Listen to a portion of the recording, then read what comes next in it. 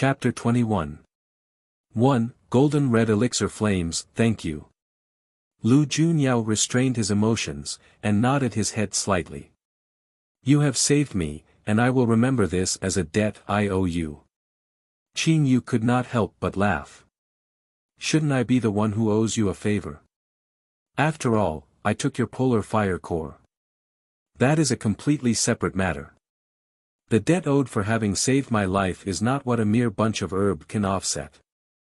Lu Junyao was in a great mood, as the smile at the corners of his lips deepened slightly. I had been bogged by this for many years, which had greatly wrecked my body. If my body is ravaged for another few years by it, it will not be long before I will lose my life. Qin Yu's lips unconsciously curled up. It will be all right. I will prescribe some medicine for you in a while. Your body's constitution is rather good and you will slowly recover.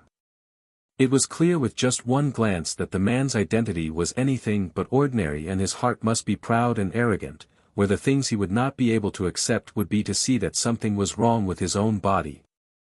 The elegant white-clothed handsome lad already looked exceptionally exquisite when he did not smile, and when a faint smile hung on his lips, it was like the sun had lit up the entire dim and dark room. Lu Junyao smiled. For that, I would have to trouble you. Bai Zhiyan looked at the two people from the side, seeing them exchange pleasant courteous words alternatively, and the expression on his face became a little strange. My lord.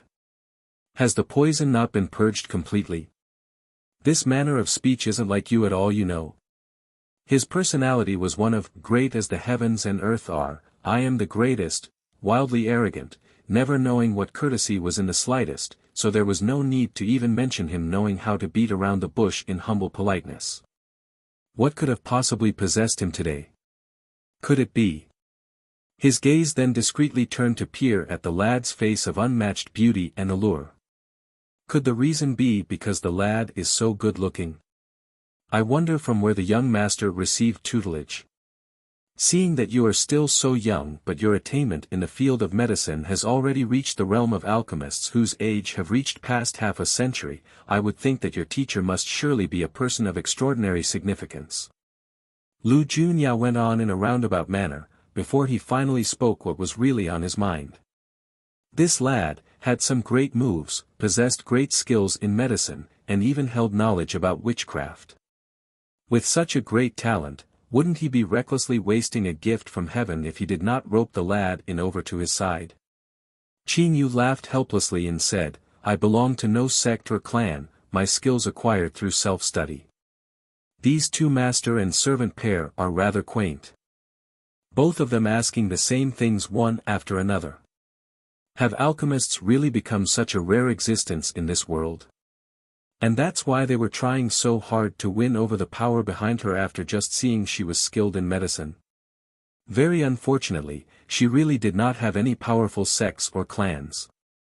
It was through one single chance encounter that I inherited knowledge in medicine that allowed me this small accomplishment, and I did not have a master. When she said it the last time, Bai Zhiyan had looked half dubious, and she thought she might as well make it clear this time. Lu Junyao raised an eyebrow slightly. The lad did not look like he was lying. But, wasn't his luck a little too good? To be able to inherit those skills in medicine, that was something that all alchemists would hope to get their entire lives. And, there was one more thing that he was still a little curious about. Then, I wonder at what grade of alchemy are you at now? His level shouldn't be too low. That was also something Bai Zhiyan was curious about.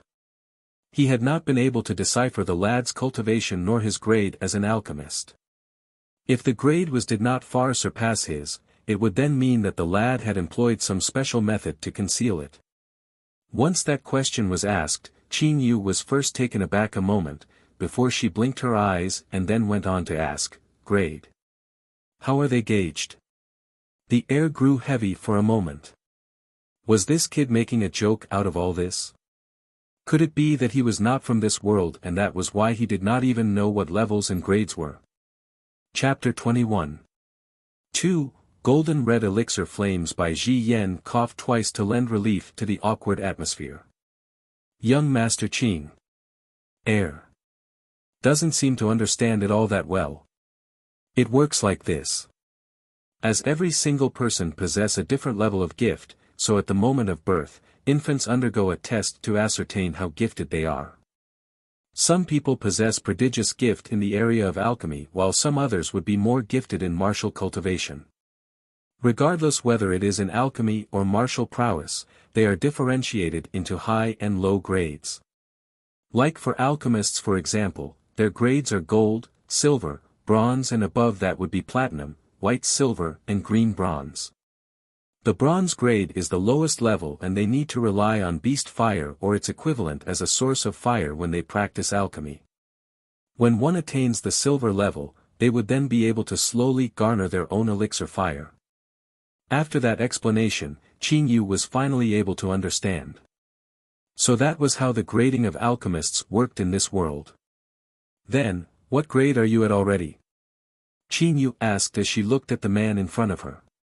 She knew that the man was an alchemist. Bai Ji Yan smiled and a highly intense silver flame suddenly sprouted from his fingertip. I have just advanced into white silver. Then you would consider to be a very great alchemist already. Qin Yu said as she nodded her head. Young Master Qing's proficiency in medicine is at a much higher level than mine and I think you must already be at the platinum grade. The smile on Bai Ji Yan's face suddenly congealed. The blinding flickering red flame caused him to be stunned for a moment. Is that what platinum grade fire looks like? But based on what you said earlier, it should be golden in color. Qin Yu said in puzzlement as she looked at the little golden red flame on her fingertip.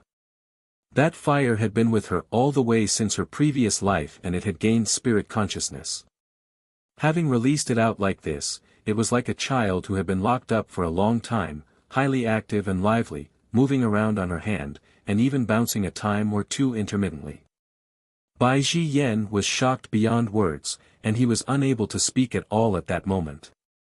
Could that elixir fire possibly have gained its own spirit consciousness? Although Lu Junyao was not an alchemist, but he had seen Bai Ji Yan cultivate and refine medicines so many times. His elixir fire was not so lively and the color in this one was really rarely seen. Seeing that he had been able to tell, Qin Yu did not try to conceal it. That's right. This little fella has been with me for a very long time, and is capable of human emotions. As she had thought, she shouldn't have let it come out. That playful little fire source was twirling around her fingers in circles, from one finger onto the next, zipping around happily. It went on for a while, and it must have sensed that its mistress was getting a little impatient before it showed some restraint, coming to a stop on her palm and did not move anymore. Bai Ji Yan looked like he had been dealt a devastating blow as his face turned sorrowful and highly despondent. It's really so infuriating to be compared with other people. He was after all well and proper recognized as the most gifted prodigy among the divine healers sect, but when compared to this young lad, he paled in comparison completely. Lu Junyao's gaze grew deep as it darkened. Is young Master Qing also from the cloud heaven? It was the second time she had heard that unfamiliar name. Qin Yu cast a glance at Bai Ji Yan. The first time had been him asking her the same thing. I do not know what this cloud heaven both of you have spoken of really is. I only know that this is the Green Wave Kingdom and I grew up here in this place. This place is only one among low-grade lands. Seeing that the lad really did not know it, Lu Junyao still explained it patiently to him. The place you are in is called the Jade Pearl Continent, where martial cultivation is seen to be slightly more inadequate. The continent is split up 3 ways, into the Green Wave, Water Edge, and Martial Blue, 3 kingdoms. Above this place is the White Marsh Continent, medium-grade lands, where the cultivation of any regular person there is equivalent to a powerful pugilist here. And another level higher up will be the Cloud Heaven. Qin Yu nodded her head, and immediately arched an eyebrow up.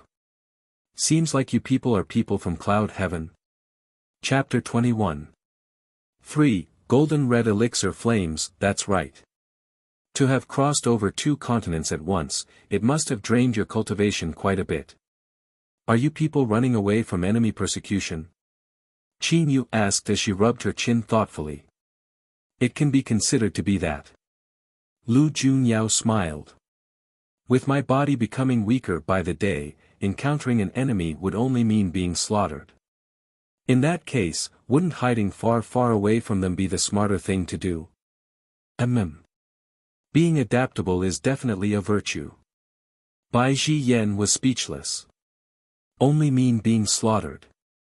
Aren't you taking it too far with pretending to be weak and helpless? And you're saying it with such a serious face, almost deceiving me as well. But. Bai Ji Yan's surveying eyes then came back onto the 2 people who were chatting away happily, and he came to a conclusion. Lu Junyao was indeed showing a fondness for that lad. As he had never seen his lord ever being so chatty. In another part of the capital city, Yan Ning Luo and Yan Shicheng had a fight and they parted on an unhappy note. All the way from when they were very young, Yan Shicheng had always doted on her very much, never once raising his voice at her. And this time, just because of a completely unrelated person, he had actually scolded her. In a fit of anger, Yan Ning Luo then decided not to return home. Although she did not come back to the imperial capital much, but she still had several fast and steady friends, and the left prime minister's youngest daughter was one that she was usually closest to. Among the famous women in the imperial capital, besides Yan Ning Luo being hailed as the greatest beauty, Yu Xiaoning was also well known to be a lady who was both talented and beautiful. Known as the imperial city's dual pride together as Yan Ning Luo. Su Xiaoning had a fair and tiny almond-shaped face, her sharp chin tinged with a faint line of beauty's cleft which was exceptionally enchanting. Her quick-witted limpid pair of sparkling eyes seemed to talk, a highly intelligent and graceful young lady. At that moment, her dainty cherry lips were slightly curled up, amused as she looked at her gloomy and unhappy good friend. Who could have angered our greatest beauty now? What audacity! Tell me and I will vent your frustration onto them for you. Yan Ning Luo rolled her eyes at her friend. And you're still teasing me? When did I do that? Am I not showing concern here? Su Xiaoning covered her mouth and laughed lightly. Aya, don't be so unhappy. It's not often we can meet and reminisce of old times. With you becoming the faint mist sect's greatest female senior, I am finding it harder and harder to keep up with you. Yan Ning Luo scoffed at her. Here you are squeezing out sourness to make vinegar again. How am I as capable as you? Our entire Green Wave country will have to depend on you. Although the left prime minister was a weak and frail literary official, but his children had all done well for themselves. This one here was his youngest daughter, a prodigy genius born to do business and trade. A good half of the Green Wave Kingdom's industries were all Yu Xiaoning's, and it could be said that she controlled the kingdom's economic lifeline. So beautiful and was able to make so much money. Only the heavens knew how many young men were harboring some ideas towards her. I have heard that the Water Edge Kingdom is going to send a princess here to propose a match in marriage. Yu Xiaoning stopped fooling around and started to speak of serious business. Read latest chapters at Wuxia World. EU marriage proposal. It's just a cover, sheer camouflage. Yan Ning Luo answered with a sneer. The one coming here is not any princess, but the Water Edge Kingdom's most favored 9th princess, Xin Yen. Would you Mu Chen, who is so crazily protective of that sister of his, really marry her off to an enemy kingdom? Only when the sun rises up from the west. Yu Xiaoning rubbed her chin. That's quite true. But then, what are they coming here for? Could it be that because the kingdoms were at peace and they were feeling idle, so they are thinking to start a war?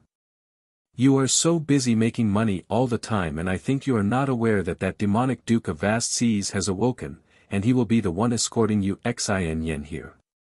That can't be true. The smile at the corners of Yu Xiaoning's lips then showed a rare moment of stiffening. Chapter 22. 1. Unlucky, unlucky, really unlucky. Would they really be that unlucky? She still remembered back when she had opened her first restaurant, it was destroyed by the Duke of Vast Seas. The losses she incurred back at that time had almost made her life not worth living at all.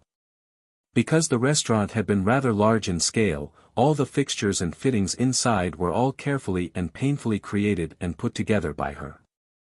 After she took so much effort to bring the business up to reach a peak, a war started between the Green Wave Kingdom and the Water Edge Kingdom.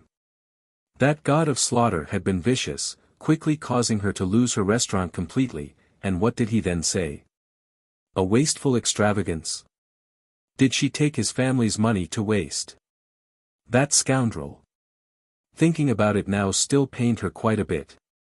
Yen Ning Luo had not thought so much about it as she nodded her head.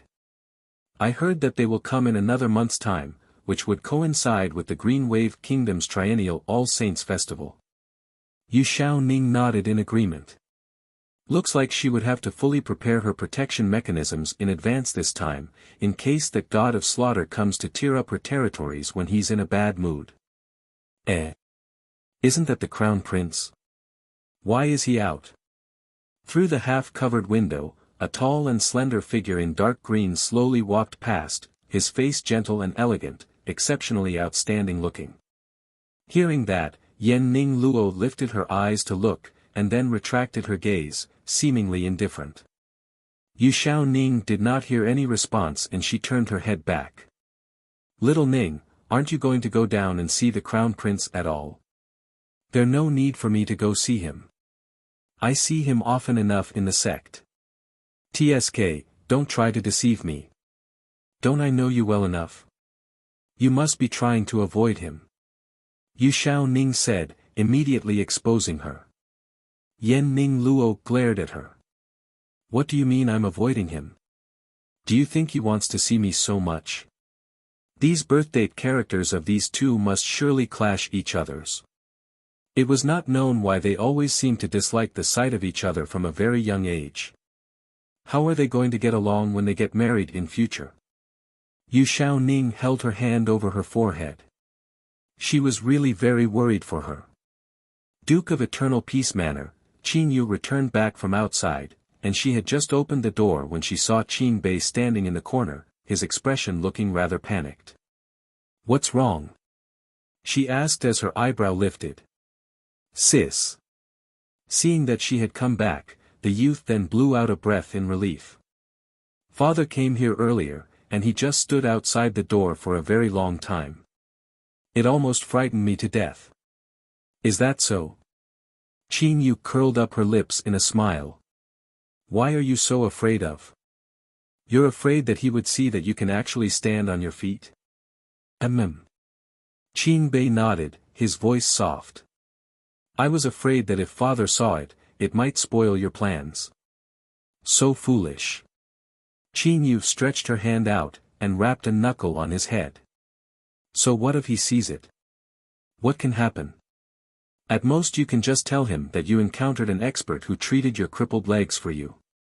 That would at least make him take note and he might even pay a little attention to you. I do not care for all that. Qin Bei sneered. Did you go to the gathered cloud loft to treat that man's condition? I just gave him a body checkup and I did not find much problems. When he recovers, then I will have nothing to do with them anymore. Qin Yu said with a smile. I'm going to rest. You better go carry on with your cultivation and don't be lazy. I've set up a barrier array outside and no one will disturb you. I know. Qin Yu went back to her room and closed the door before she sat herself on the bed, to gather her mind in meditation. The moment she closed her eyes, everything surrounding her seemed to blur, her body feeling light as a feather, like she had come to another world. This was her personal space dimension. She came to this place whenever she cultivates herself. The spirit energy in here was highly robust and dense, more than 100 times stronger than outside. When she had just returned here from outside, she noticed that something did not feel quite right in her body. There were faint signs of her about to achieve a breakthrough, and she had immediately rushed her way in here. Chapter 22. 2. Unlucky, unlucky, really unlucky. Back in her past life, she had already cultivated the buried soul arts to its pinnacle, and now that she was starting all over again, because she already had experienced it once before, she found it easier to grasp it when cultivating, yielding faster results. It was funny saying this. The Qin family in her previous life was the greatest reclusive family clan, hidden from the world, the embodiment of righteousness who helped the dying and healed the wounded, their heart encompassing the world. But the two secret treasures handed down from the ancestors, one of them being the Bellied, was clearly not any orthodox skill, as it contained no lack of devilry techniques inside. The other, Heavenly, was also not a precious compilation of medical books, as the legends claimed, as half of its contents were about techniques with poisonous voodoo grubs. Heavenly/Bellied, it could be seen that the people had been deceived, as no one had ever seen those legendary secret treasures. But one thing was true. Within the burial soul arts, there was a powerful ancient magical artifact, where after undergoing many thousands and thousands of years of practice, it had developed a spirit consciousness. And at that moment, it was quietly lying there in a corner within Qin Yu's space dimension. It was a gold and silver dual-colored snake-shaped circlet, and there were many complicated ancient-looking designs on its surface. It remained there quietly, not moving at all. Qin Yu rubbed a finger in between her brows and walked over to knock on the snake's head. The circlet quivered, and a blinding light emitted from it before it then slowly opened its eyes. Its pair of long and slender eyes were also dual-colored with gold and silver, that looked very nice. Mistress? The little snake blinked its eyes, still a little groggy, before its mouth split into a smile. Mistress, you've become stronger again.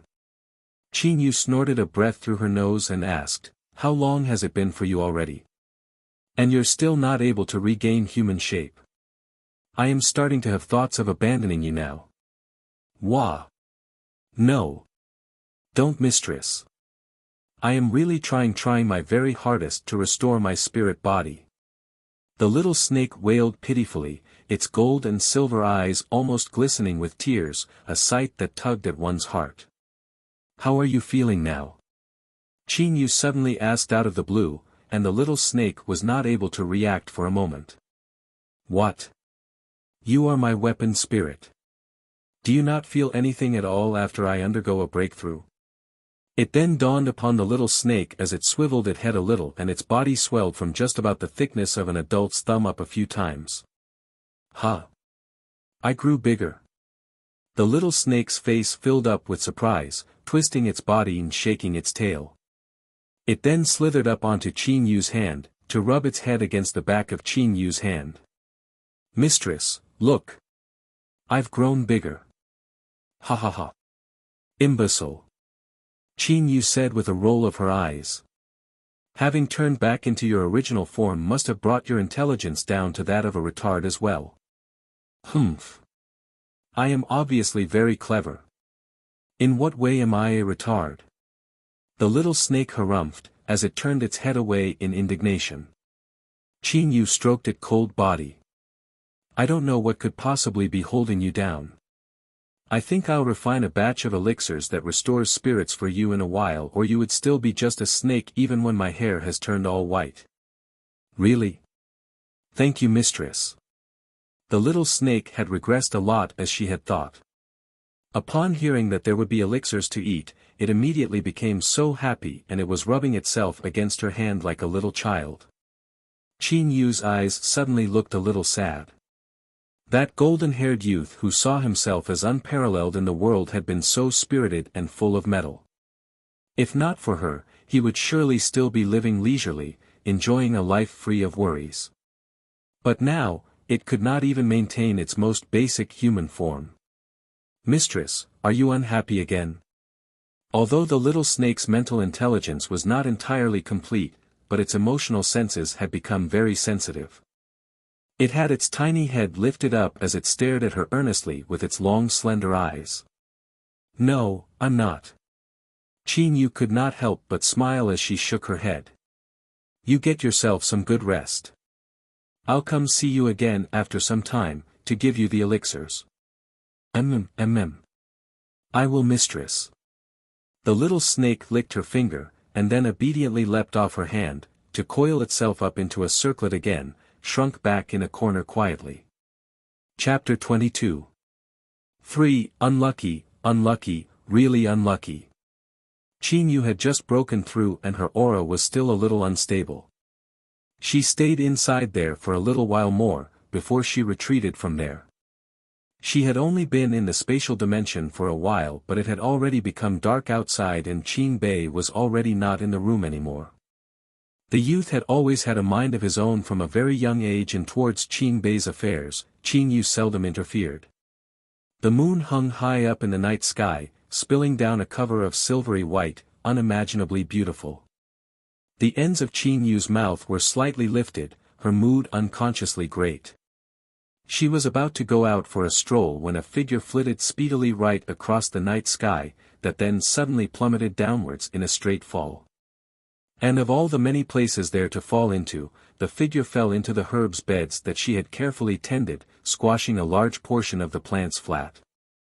The smile froze on her lips and the corners of her eyes sharpened as her footsteps halted. That figure had fallen without even letting out a grunt, but to continue lying there like a stiffened corpse. Qin Yu could finally no longer hold it in, and with a frozen mirthless smile on her face, she said, "I'll say, fellow brother, get up already. How long do you intend to lie there?" There was no reaction. She lifted a foot and went walking over there, before kicking the figure a few times. She then saw that there was still no reaction and that it did not look like the downed figure was pretending. Fainted? Qin Yu parted the person's messy hair and discovered that the face was filled with bruises blue and black, highly swollen, an unbearable sight. She stood there in silence for quite a while. Heck, just wait till someone discovers him tomorrow and takes him away. She didn't want to attract any trouble. She looked on in pain at the squashed bed of herbs. How unlucky. Ah ha. So there's an accomplice here. A eccentric-sounding voice then reached her. Qin Yu turned around and saw two people walking towards her, the bright weapons in their hands shining so bright they could blind someone.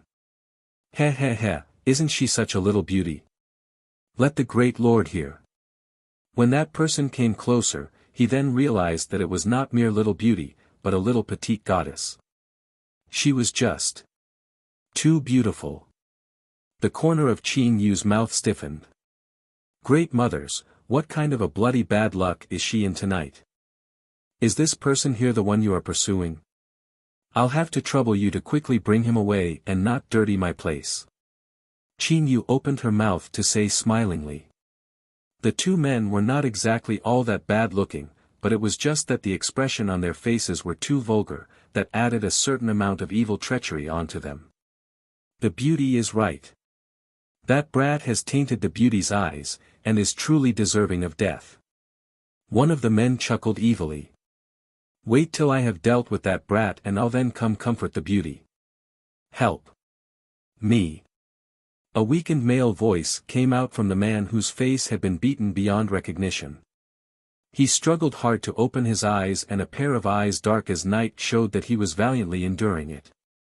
He had been poisoned, but he was still able to maintain consciousness at that moment, where his incredibly strong willpower could be seen. Qin Yu arched up an eyebrow and crouched down to take a look at him. But you've destroyed my herb bed and I am very angry. What I mean with these words is that I can actually save you, but since you have committed such an unpardonable and cruel crime, I'm not in the mood to do it at all. I can compensate you. How? 1 million. Is that enough? Read latest chapters at Wuxia World. EU, do I look like I am short of money? Gold. Alright. Deal. Qin Yu nodded her head helplessly, and then raised a hand to strike a major acupoint on his body, to temporarily stop the poison in his body from spreading. The two men who had been smiling slyly then realized at that moment that this young lady before them was not just an ordinary beauty. Chapter 23. 1. A deterring show of power. They were now no longer in the mood to tease the beauty anymore as their hands tightened around their weapons.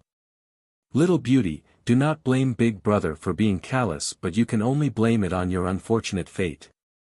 Qin Yu looked at the two men with their malevolent faces and she shook her head sympathetically.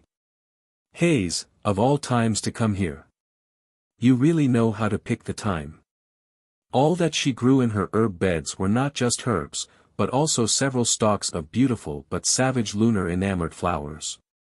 They belonged to a similar species as the man-eating flower, but these flowers bloomed only at night, especially after they were bathed in the moon's essence. Their demonic nature greatly intensifies. She seldom had people coming to visit her courtyard, and she had planted them when she had nothing to do and for them to guard the yard as well. And these two unfortunate miscreants had come seeking their own deaths, their hands holding such shiny weapons. The lunar enamored flowers loved moonlight, but they detested other kinds of light. Those two fools had been waving their weapons around for a while, and she guessed that the flowers were about to throw a fit. As expected, under the silence of night, something seemed to growing robustly under the ground. In moments, the soil in front of them loosened and surged, and several enormous dark shadows rose up, surrounding the two men. The enormous flowers were snowy white throughout, their mouths that were fully filled with sharp teeth all wide open, with a long and rounded red tongue sticking out which was densely covered in sharp hooks. As those horrifying mouths swayed, they blew out warm and wet breaths. What kind of a thing is this? The two men were staring with their eyes wide and their mouths agape in shock. Their bodies stiffened and they don't even dare to move. Those are great things to have, you know. I will have to thank both of you for providing them with fertilizer. Qin Yu said with a disarming smile. Do you know who we are? How dare? Arf. That person had not even finished his words when half of his body was chomped off by a lunar enamored flower with one single bite, the blood spraying all over the other man beside him, frightening him into howling out in sheer terror. In the next second he was swallowed up by another lunar enamored flower. That flower seemed to have been very hungry for a long time, where it did not only swallow that man cleanly up, it even licked up the blood on the ground till there wasn't a single drop left. After it had its fill, it let out a satisfied burp, and then buried itself back deep underground, leaving only its rhizome showing on the surface. The man lying on the ground gone on ahead to fall into a dead faint, having been unable to hold out against the poison in his body, and he did not see the scene that unfolded, or he might very well have half his life scared out of him. Qin Yu creased up her brows and was met with a dilemma. This fellow was so tall and towering in size. Was she really going to drag him all the way into the house? If she dumped him there, it wouldn't be good that he would still be crushing her herbs and plants underneath him. Hey, wake up. Continue feigning death and I will leave you here to your own perishment. She stuffed the antidote elixir into his mouth boorishly and stretched her hand out to jab her finger onto the swollen areas on his face 2 times. The man had been giddy and barely conscious throughout, but was feeling a little more awake after being fed the antidote elixir. When his face was jabbed by her, the pain caused him to grit his teeth and exclaim, You? Me? What about me? Qin Yu asked as she stared down at him from her higher vantage point. Quickly get someone to bring you away from here and not continue to take up space here at my place. Also do not forget that you owe me 1 million taels of gold. Rest assured. I never go back on my word. Wait till I go back and I'll have someone send the gold. The man said through tightly clenched teeth, in indignant anger. That will be best. You can carry on. I'm going back into sleep. She let out a lazy yawn, and then immediately went walking towards her own room without once turning her head back, before she stepped inside. The man was a little stunned. The lady was leaving him in the lurch just like that. Can't she see that he was poisoned? Wait. It seems his body is not hurting anymore, and he wasn't feeling all that uncomfortable anymore. Chapter 23. 2. A deterring show of power. That was when he remembered that he had seemingly just been fed with an elixir. What a strange woman. The man muttered to himself under his breath, and then stood up shakily from the ground. Subconsciously seeing that he had squashed quite a large patch of the foliage with his body, the expression on his face showed a rare moment of embarrassment before he then leaped nimbly over the wall to leave. After achieving her breakthrough, Qin Yu was feeling a lot more relaxed, and she slept throughout till the next morning before she awoke. She stretched lazily and then went to open up the window. The window looked out over the herb beds directly, and she was able to see it clearly. Huh!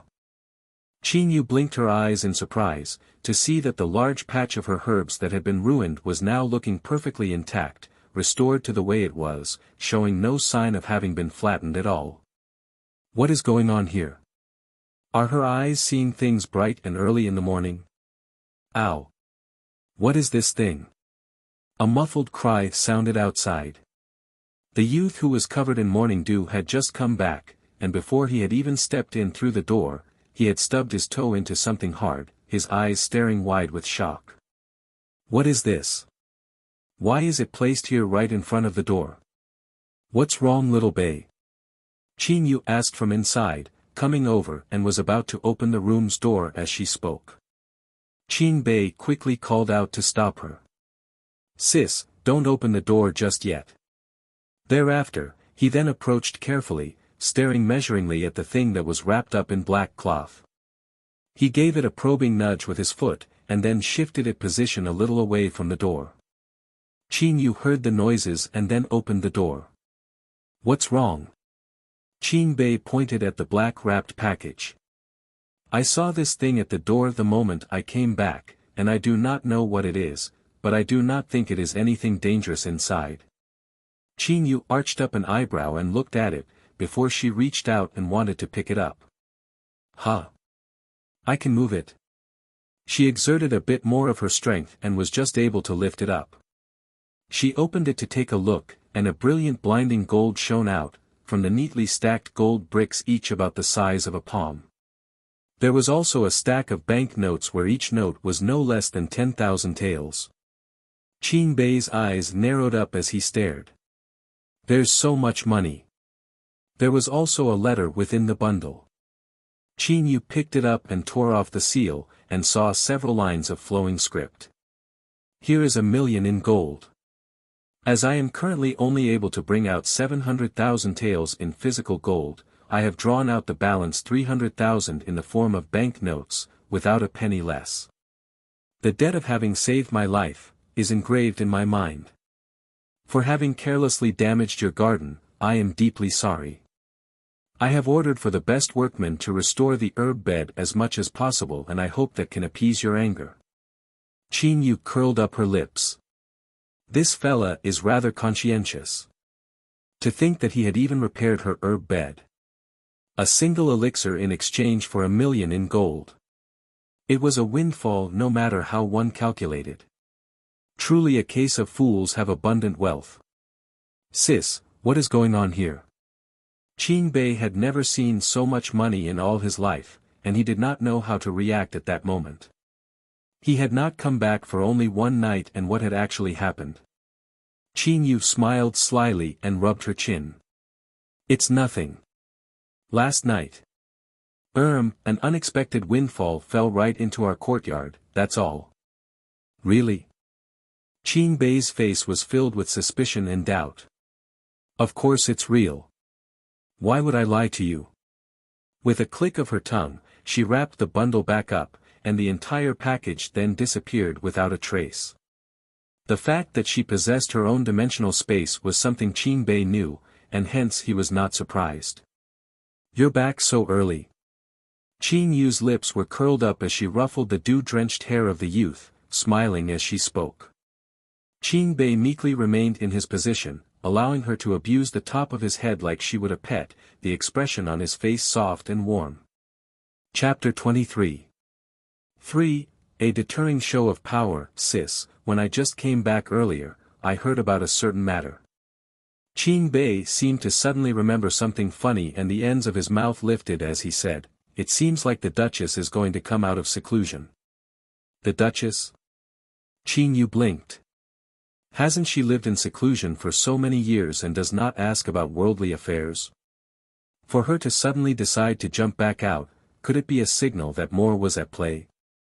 Because father told the chief steward yesterday that he wants to employ people to flatten and rebuild the tranquil abode as the age of the courtyard has become too old and has gotten dilapidated, making it unsafe for us to live in here. He intends to move us into the main lodge up front and live there. Qin Bei then slowly told her about the news he had heard just last night. Har. Qin Yu was filled with delight when she heard that. Isn't that just appalling enough news to get the royal concubines and lady concubines jumping up in a fit? Of course it would. Seeing Qin Yu gloating at others' misfortune, Qin Bei could not help but laugh. But, based on that reason, she would definitely come to seek trouble with us here, but it's still so quiet.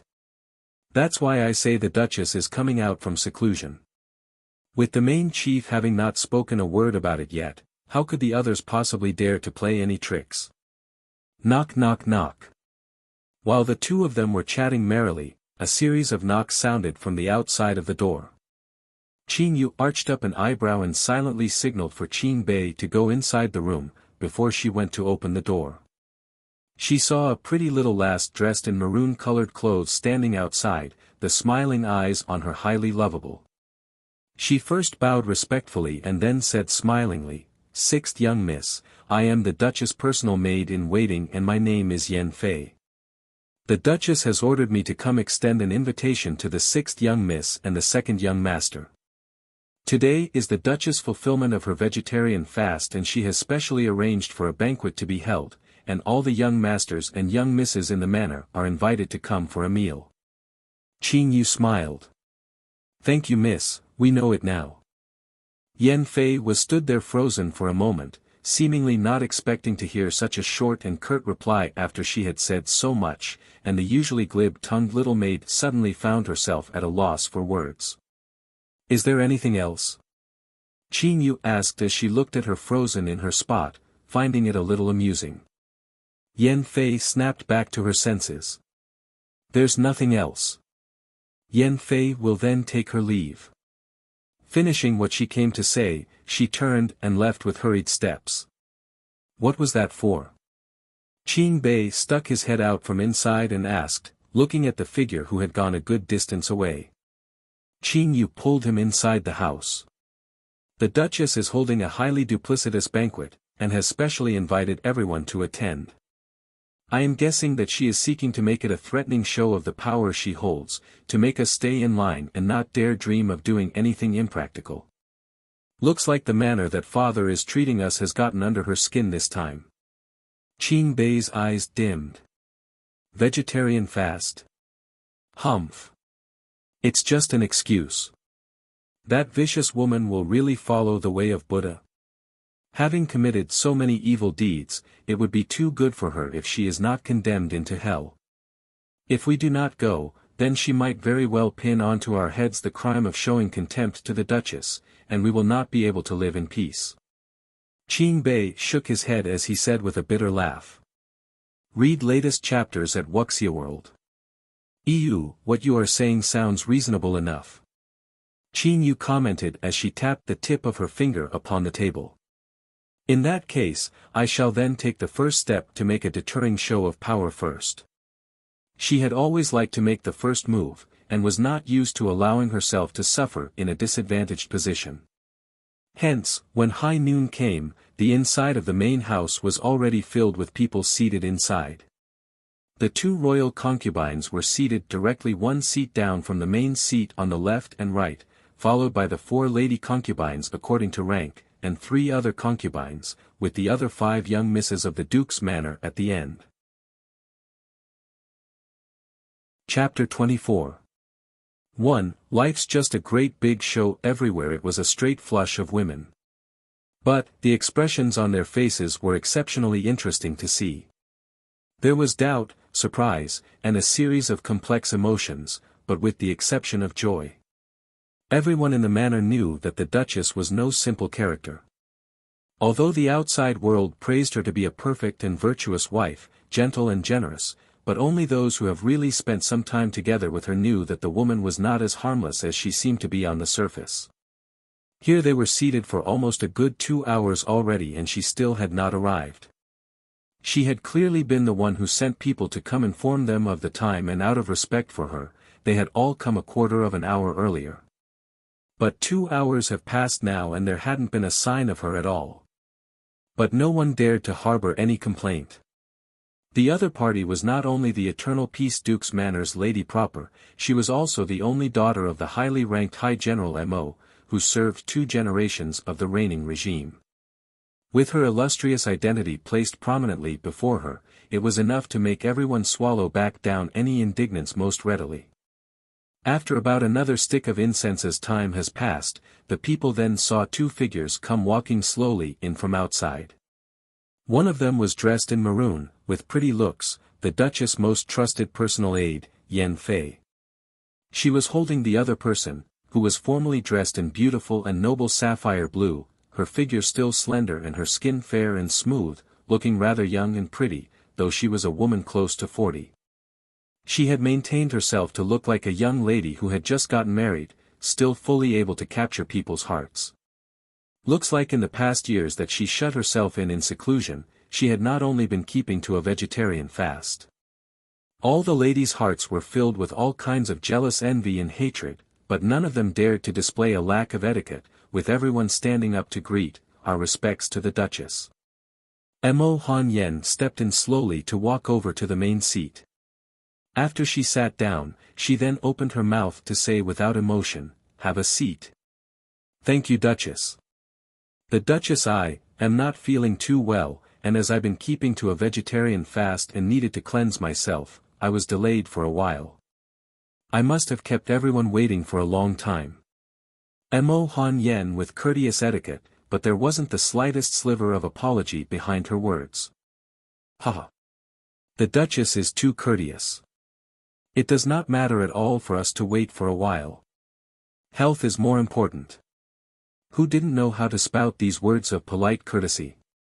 The left royal concubine by Qing was incredibly smooth and slick, a highly socially adept person, skilled at smoothing things over, and she had resolved that tense atmosphere so very easily. "In that case, then let's dine." Mo Han Yen curled up her lips, in a manner that felt rather disdainful, when her eyes suddenly raised up slightly. "Where are those 2 children from the tranquil abode?" The moment those words came out, everyone began to look left and right to search, but after searching a full round, it was still to no avail. Most of the people in there did not have much of an impression about the residents of the tranquil abode. But, for Yan Shirua and Yan Shiwu, the 2 of them had recently just seen Qingyu and it was clear to them that she had not come at all. Ever since they had been stirred to become rather out of sorts at the tranquil abode the last time, the 2 of them had been acting as if they had been possessed, subconsciously wanting to protect her, so they clamped their mouths shut and did not say a word. "Yan Fei, are you certain that everyone has been informed?" Han Mo Yan's eyes were dark, her face showing a thin veil of rage.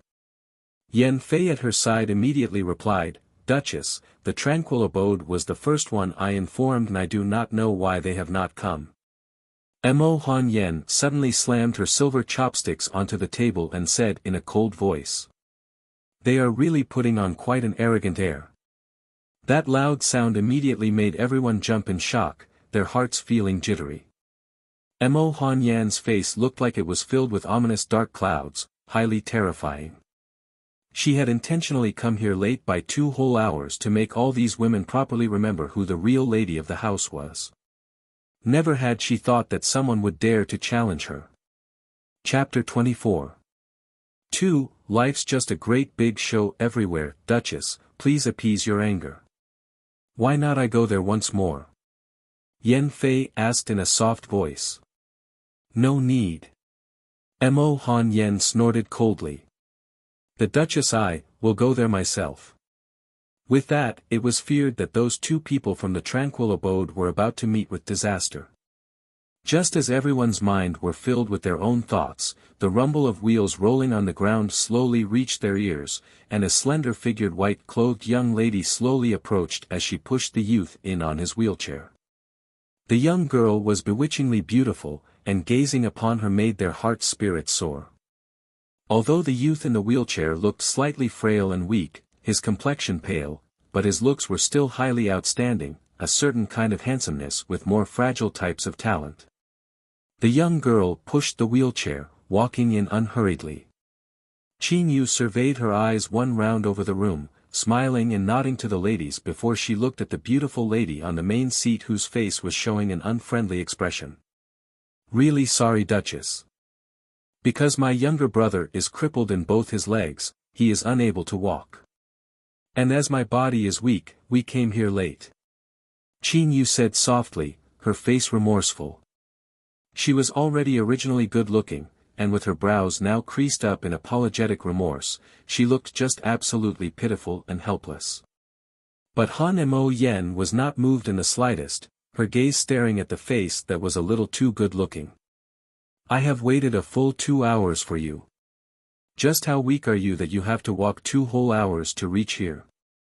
The moment those words came out, the other women below were all silently cursing in their hearts. Isn't she being too shameless here? She had clearly been putting on airs when she made all of them wait for 2 hours earlier, and she isn't feeling the least bit embarrassed to say those words. From the time she came and sat down till now, it was thought that the chair under her behind had not even been warmed. Because of the indignant hatred all of them had towards Mo Han Yen, they all began to feel a twinge of sympathy for Qin Yu. This pair of siblings have such a tough life. It's feared that they are in for a bad time today. With Mo Han Yen finding fault with her, the little young girl's face became more aggrieved. Duchess. You must have known that the tranquil abode is the most remote place in the entire Duke's manor. To walk all the way here, 2 hours, is already very quick. What she said was really not untrue, as the Eternal Peace Duke's manor is the largest manor around with the exception of the Imperial Palace. If one wanted to tour the entire place, they would have to take a horse carriage or a palanquin, as if they were to go 1 full round on foot, their feet would have swollen right up. Which among all those ladies and young misses there were not used to fine clothes and gourmet food on a daily basis and used to being waited upon hand and foot? Asking them to walk for 2 whole hours, it was feared that they would have long collapsed from exhaustion on the ground and not be able to get up at all. And the tranquil abode was indeed the most remote place throughout the entire manor. Among the places the others lived in, some were rather far away as well, but they were still able to reach here within a few quarters, with the furthest one among them taking an hour at most. If they were to really go to the tranquil abode, it would already take them an hour by horse carriage, not to mention these 2 unfavored children born from a commoner mother, who were not even given the right to take the horse carriage. In their hearts, they began to pity the 2 young children. Mo Han Yen had not thought that the young lass would even dare to talk back, and her eyes widened. Are you saying that the Duchess I am purposely making things difficult for you? Qin Yu doesn't dare. But we really did not mean to come late, and we plead for the Duchess to not place blame onto us. The young lady lowered her eyes submissively, looking so innocent and pitiful, which made it impossible for Mo Han Yen to do anything even when she wanted to find trouble with Qin Yu. Forget it. Sit down and eat. Mo Han Yen's brows creased up, taking the lead to pick up her chopsticks first. With the day's events having dragged on for so long, she was really feeling rather hungry. Qin Yu relayed her thanks and pushed Qin Bei closer to the dining table before she took a seat herself. Because they had come late, they sat at the furthest end. Chapter 24. 3. Life's just a great big show everywhere. During the meal, it was quiet at the table. Because they were all women in a noble family, they had been well instructed in manners and etiquette from young, where they were not allowed to speak while eating, and to be silent when they sleep.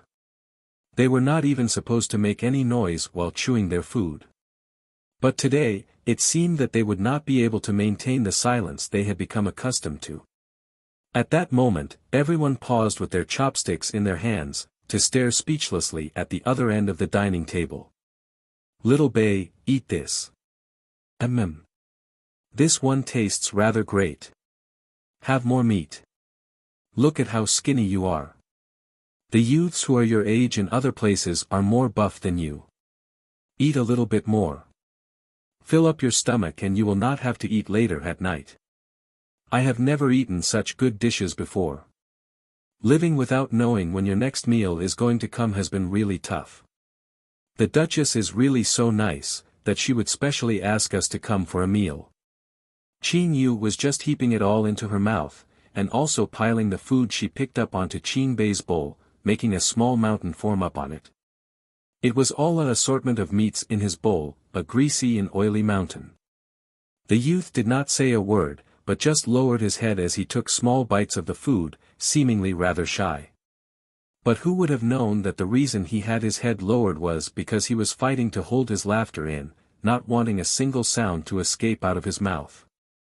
The heavens knew that this was the first time he was seeing this side of his sister, and he saw that she really knew how to pour it on, her acting so realistic that even he himself was almost taken in by her. Across from him, Qin Yu was still chattering on as she ate, the sound of her chewing exceptionally loud. That was not all. She had even moved several dishes that she liked more right in front of her, and digging into it by herself, looking like she had not eaten anything in years. Mouthful after mouthful was stuffed right into her mouth, making every wonder just how the stomach of a tiny petite little one like her was able to contain so much. That is just absolutely boorish and crude. Mo Han Yen was so furious her face was all red. To think that a young miss of the Eternal Peace Duke's manor would be so uncouth and unschooled in etiquette and manners. Just look at how you look now. You are no different from the riff-raffs among the commoners. Has the Duchess, I mistreated you? Have I not given you food to eat? Qin Yu was eating happily away, and with that sudden scare, she almost choked on her food, driving her to quickly take a gulp of water to catch her breath. Duchess, my brother and I have really not eaten anything so nice for such a long time already. We are given only 2 steamed buns every day. And we are just too hungry. Qin Yu said as she lowered her head in aggrievement. It's all right if I do not eat, but as my younger brother is not well, seeing him not even able to fill his stomach every day just pains me greatly. I understand that there are a great number of people in the Duke's manor and we are living in a destitute condition with father always killing off enemies out on the battlefield. I do not dare ask for too much. Can we be given a few more steamed buns in future? Seemingly overwhelmed by sorrow, the young girl kept her head lowered and could not say another word, her shoulders shaking as she choked on her sobs. Cough, cough, cough. While those words rang out, several suppressed and stifled coughs were heard from the frail and skinny youth, which made the sibling pair look even more pitiful. Read latest chapters at Wuxia World. EU. Among all the females present, with the lone exception of Mo Han Yen, every other single woman there was moved, their eyes filled with sympathy and pity. The Duchess had really been too petty. It was to 2 such young children and she could really treat them so harshly. If the young girl had not spoken of it today, they would not have known that the Eternal Peace Duke's manor had become so thrifty. Even the servants had meat for every meal. Although the tranquil abode was not favored, but they were after all still a legitimate young master and young miss of the Duke's manor, was it really that hard for them to just be able to fill their stomachs? Mo Han Yen saw all the women below her looking at her with reproach in their eyes and her face almost turned green from anger. She slammed her hand hard on the table. That is complete hogwash. Chapter 25. 1. The truth. Back then, seeing her looking like she was about to stamp her feet in rage, Qin Yu smiled to herself in her heart, but her face did not change at all. Qin Yu will not dare to lie. If the Duchess does not believe me, you can investigate into it. Mo Han Yen did not say anything, but the gaze that stared at Qin Yu was dark and filled with venom. The lass had really embarrassed her and it had really infuriated her. That must be a misunderstanding. Bai Qin saw that the atmosphere had turned extremely tense and she laughed feebly as she stood up to mediate. The Duchess has lived in seclusion for many years, and although she still handled the manor's internal affairs, having to take care of so many people would inevitably result in some things being overlooked.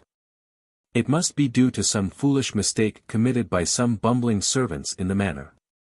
Just get the steward to go look into the matter and everything will be resolved. As she spoke, she looked gently at the aggrieved-looking young girl and said, "Don't worry. With the Duchess watching over you, the two of you will not be unfairly treated from now on." "Thank you, royal concubine, thank you, Duchess." Qin Yu cast a grateful glance onto Bai Qing, and then looked hopefully at Mo Han Yen. With Bai Qing having stirred things to reach such a stage, if Mo Han Yen did not do anything about the last situation, then she would be seen as petty and narrow-minded, one without the generosity of the heart to accept others.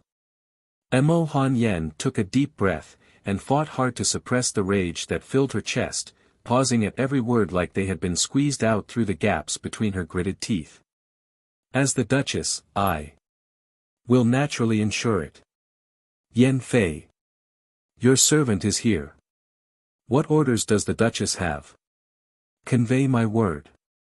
From now on, everything that the tranquil abode eats, wears, uses, and lives in, will be of the same standards as the ladies in the manor, and that the servants must be able to differentiate and identify the positions of master and servant. If it is discovered that there are any instances of errant servants who do not know their place and oversteps their boundaries to offend their masters, they will all be thrown out of the manor, without exception. If any of such news is spread outside, there will be much gossip about the Duke's manor. But compared to having the tranquil abode completely rebuilt and carry out a major reconstruction, this was still better. With this, are you satisfied?" Mo Han Yen snorted derisively. "I heard that His Highness wanted to rebuild the tranquil abode. You should know, that it will mean spending a great deal of money and time. Duchess, you can be assured that I will speak with father. My younger brother and I have gotten used to staying in the tranquil abode and we do not wish for there to be any changes." Qin Yu had already guessed what she was going to say, and she immediately took over the mic from her with a wide smile. Looking at the young girl's face with such an obedient smile, Mo Han Yan's heart then subconsciously had a feeling that she seemed to have been swindled. But she immediately denied it herself. "The lass only has great looks." "Humph. When it comes to the mind, the lass would not be able to fight her at all. That woman had completely snatched away the Duke's heart back then and she must not just sit back and await death, to allow that woman's children to steal the limelight from her once again." After a while, under all that incredibly abnormal atmosphere, each of them carrying their own inner demons, the women finished that most uncomfortable and repressive meal they ever had. If they disregarded the tranquil abode sibling pair's irredeemable table etiquette, and Mo Han Yan's face that had changed colors like a coloring palette, everything else was rather great. But, from then onwards, Mo Han Yan would probably not ever ask that pair of siblings to come to the main house to dine anymore. The disgust was already too much for her. But to not have to spend such a great amount of money to reconstruct the tranquil abode had saved them a big expenditure.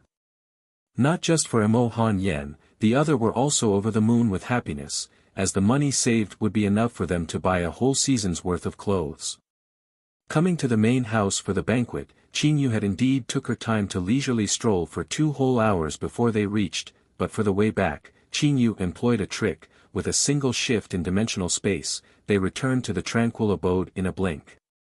Chapter 25. 2. The truth. Back then, with nobody watching them anymore, Qin Bei no longer pretended to be crippled but nervously walked over before Qin Yu. "Sis, you ate so much with your act earlier. Aren't you feeling uncomfortable?" Although it was just an act, but she had gone too far. She had always had a small appetite and Qin Bei had never seen her eat so much.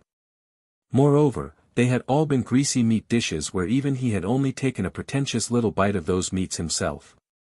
"I did not eat anything," Qin Yu said as she blinked her eyes innocently. "I clearly saw you eat so much." Qin Bei's were wide as he stared. They had been sitting just across each other, and at that close distance, how could he possibly be mistaken? "I really did not eat anything." Qin Yu spread her hands wide helplessly. "It was merely a quick sleight of hand. The food were all shifted out from my mouth, and I did not eat a single bite. What? Qing Bei's face was incredulous. Shifted out to where? You know those ferocious dogs that are kept in the Duke's manor? I gave all of it to them. I am guessing that they're now all full and contented and snoring in their sleep. Qin Yu said with a laugh. When one cultivated the buried soul arts to a certain level, they would be able to fast completely without any sustenance at all. At times when she cultivated, it was common for her to not even take a drop of water at all for an entire month. And when she ate, it was in very small portions. She did not eat to fill her stomach, but only because of the loneliness of the mouth, just feeling that chewing something would alleviate the urge. Hearing her explain, Qing Bei then nodded his head as it dawned on him. So that's what happened. I had been worried that you might have overstuffed yourself by eating so much. Moron. Am I the kind of fool that drags myself into it when scheming against people? Qin Yu rolled her eyes at him indignantly. His mouth then split into a bashful smile. Qin Yu sat down and poured herself a cup of water before she took a sip. She then smiled and said, with this, that woman most probably would not carelessly come find trouble with us anymore. After this time, I believe she knows that I am not one that is easily manipulated. But if just the reconstruction of the tranquil abode was able to force her to come out of seclusion, I am a little suspicious how that woman was able to swallow her pride and remain silent for so many years. Once those words came out of her mouth, she saw Qing Bei looking at her gravely. Without waiting for her to ask aloud, he gave a long sigh and said, although you have always said that you are not the real Qin Yu, but having just heard you say these words, it seems that I really have to believe you, that Qin Yu really isn't here anymore. Our mother left just after giving birth to us. The Duchess had always been jealous of mother, hated mother. Hence even after she's no longer around, the Duchess still detests the place that mother had lived in before, and mother's children. Qing Bei's face was grave and serious, his clear and good-looking up-slanted eyes fixed straight on her. In actual fact, Qin Yu and I are not father's biological children, but the truth of this matter is known only to father and the Duchess. His hands had unconsciously clenched up into fists, seemingly trying very hard to suppress something inside, struggling so much that the green veins were visibly bulging up on the back of his hands. Qin Yu did not say anything, but merely looked at him quietly. The youth must be struggling very hard in his heart at that moment, faced with the past that he had never wanted to recall. What she could do, was only to listen attentively. I had only come to learn of it when I accidentally overheard the Duchess' conversation with her subordinate. The youth closed his eyes, his voice suddenly turning a little hoarse. But most unfortunately, I was discovered. She ordered for people to break both my legs, and forced poison that could turn me into an idiot down my throat. That year, I was only 5. Chapter 25. 3. The truth back then, when other children were indulging in fun and laughter with abandon, all running wildly and playing, I was confined in my wheelchair, like a bird whose wings were clipped, yearning to soar in the sky, which was all just a hopeless longing. When the youth opened his eyes again, his eyes were red and bloodshot, the garish color of blood letting Qin Yu see a kind of sorrow she had never seen before. Her heart suddenly sank deeply, an intense hatred seemingly having spread into her from him, sharing the same sentiment. Looking back throughout her past life, Qin Yu had been betrayed by her closest kin, and made use of by her family clan. But as she had been living in those circumstances from a very young age, her heart had long died, without feeling the slightest ripple of emotion. Even when at the end of it, when even her last hope was destroyed, she had only felt being really tired of that filthy world, and did not want to live anymore. Revenge? She had never once thought of it. With the kind of powers she had then, toppling that world would just be merely lifting a finger. But even if that world disappeared, so what? In the end, wouldn't she still be alone by herself, muddling through her life without meaning? So she had chosen to die away quietly, as once she was dead, then there would be no more struggling, no more scheming and deceit, where she would no longer have to see the ugly faces of those hypocrites. With her dying a quiet death, the world would then be complete, and how great was that? Ha! Was she really such a noble person? Hey, maybe she was a hypocrite herself. Always thinking that she's a savior, caring for all under the heavens. But there were also things that she was powerless against. Like when she saw those friends who treated her with true hearts die because of her, besides watching them breathing their very last breath right before her eyes, there was nothing she could do. So when she was reborn into this world, she believed only in one thing. And that was to live for herself, to live for people whom she wanted to protect. But before that, she needed to possess unparalleled and unmatched power and authority. Qin Yu reached out a hand, and gently ran it over the top of those red bloodshot eyes. "It all right now? Little Bei, I will make sure that all the suffering you've endured will be all paid back bit by bit." The youth's body stiffened for a second and then slowly relaxed. The eyes under her hand blinked lightly twice. "You will always be by my side. Right?" She said that she was a soul from another world. Then would she also have to disappear one fine day? Sensing his unease, Qin Yu reached out and hugged him lightly. I will always be with you." When she had died in her previous life, it had been because she had no more lingering worry. But here in this current life, she would not allow for any element to be able to threaten her, and to anyone she treasured. Anything that obstructed her way forward, she would eliminate them all one by one. The Crown Prince's palace had received an esteemed guest who had been staying in there for the past few days already. Exact details about the identity of the person was not known, but endless delicacies and fine wine were sent in there every day. The palace servants inside merely served the guest respectfully and did not dare slack off in the slightest. At that moment, upon the cozy and beautiful carved wood lounge chair in the ancillary courtyard, laid a man who had his eyes closed, dozing soundly. The sound of light footsteps came in from outside, and the eyelids of the man twitched slightly, his eyes opening. Read latest chapters at Wuxia World. Someone pushed the door open to enter, a tall and slim figure dressed in an ivory-colored long robe covered with a dragon motif, his features gentle and handsome, the Crown Prince himself, Xianyuan Che. "How are you feeling? Are you still feeling any discomfort anywhere?" Xianyuan Che asked, as he raised a hand to take the other man's pulse. The other man pulled his hand back, and gave Xianyuan Che a disgruntled glance. "I've already said that I'm fine. You're such a nag." A twitch formed at Xianyuan Che's temple, and he said with a mirthless smile, "You think I really want to come bother myself with you? It's just that if you come to die here in my Crown Prince's palace, it will cause me all sorts of unnecessary trouble." Chapter 26. 1. Stirrings of Love in the Youth, TSK. How cold-blooded.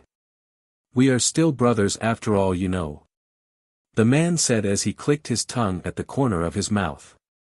Climbing down off the soft lounge, he picked up the flask of wine from the table and took a long drag from its spout. The crystal-clear liquid spilled out from one end of his lips and dripped down from his perfectly sculpted chin, running down his neck and into his clothes. "Ah Chi, I told you that you must not drink for a while." Xianyuan Che creased up his brows, reaching out with his large hand to snatch the wine flask over. The man was not bothered but merely propped his chin on one hand to look at Xianyuan Che. Is the Crown Prince always such a busybody? That he doesn't even allow people to drink? It had not been clear earlier with the light behind him, but after he had turned around, it could be seen that the man was extremely good-looking. His pair of eyes that could smile from birth were able to hook away a person's soul, those brows more alluring and seductive than a woman's. A pair of full luscious lips, glistening brightly under the nourishment of wine, were incomparably enchanting. They were curved up in a devilish smiling arc at that moment, giving of a feeling of a bad boy. Xianyuan Che could not help but lost his senses for a moment, before his gaze deepened. "I heard that father came to see you. Did you reject him?" What a joke. He thinks he can see me just because he wants to. Who does he think he is? Xianyuan, he is your imperial father. Xianyuan was a little displeased, and he called out his full name. The man put a finger in his ear to dig it nonchalantly as he cast a sideways glance at Xianyuan. Have you gotten old and have grown forgetful? 10 years ago, he had already decreed to the world that he has broken off all ties with me. If not for you, I will not even care to come to this place. Pausing for a while, he then continued, and one more thing. I am now called Mu Qi, don't call me by the wrong name. Xianyuan is the imperial family's surname and anyone using that surname carelessly will have to lose his head, and I still want to live for a few more years. Xianyuan's eyes then dimmed. The two of them were originally the two most qualified candidates in competition to become the heir apparent to the throne. But because of an unforeseen accident, Xianyuan incurred the wrath of the Green Wave Emperor, causing him to fly into a rage and removed his title as a prince, completely severing their ties as father and son. But the real reason behind it was not known by anyone. Xianyuan's character had been cold and one of indifference from young, and only Xianyuan was able to really get him to play together. Hence, the two of them had naturally been inseparably close. That incident had happened too suddenly, and even Xianyuan had not been prepared for it. But Xianyuan, who had always talked to him about everything, had not said a word about that to him. After he endured the palace's punishment, he had then left the place without any hesitation. And with that departure, it was for 10 whole years. Xianyuan had only just met him about a year ago, the brothers reunited. But it seemed like something had changed.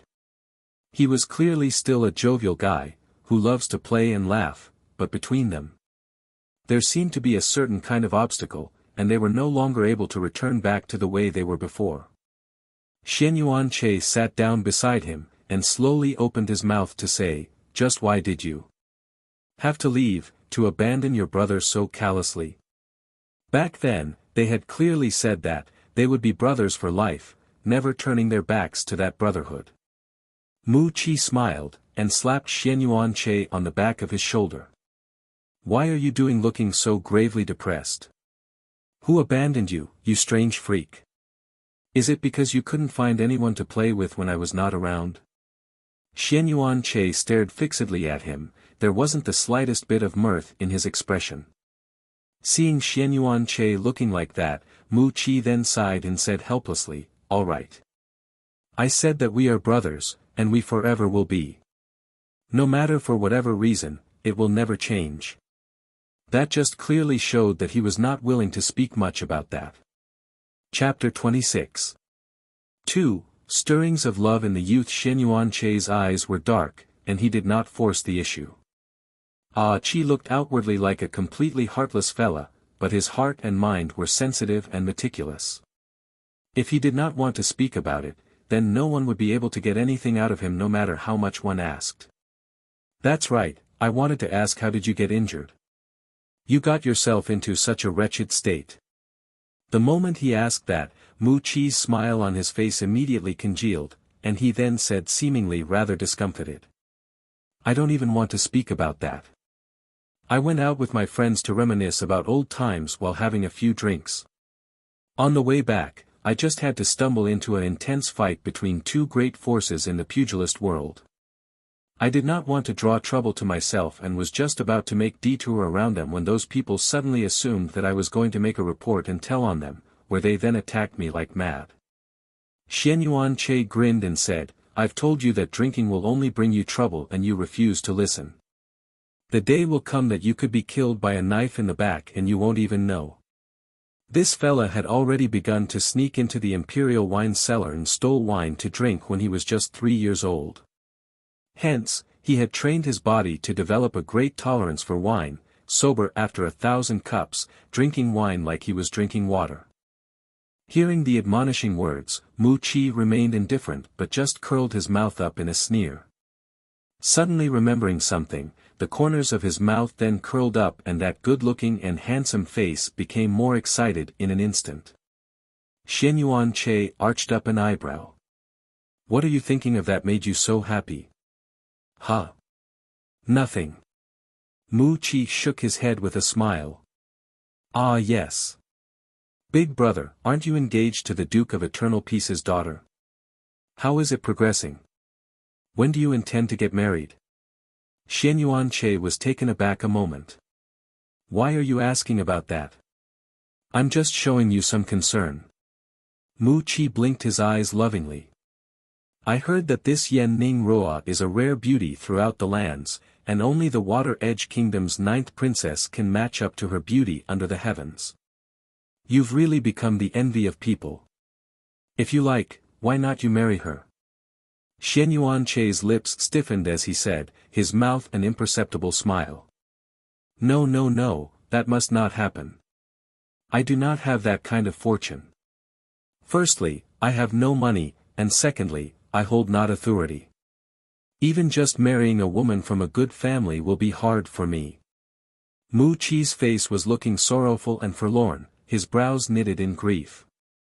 Xian Yuan-che could not help but kick out with his foot at him. You're still crying here about being poor?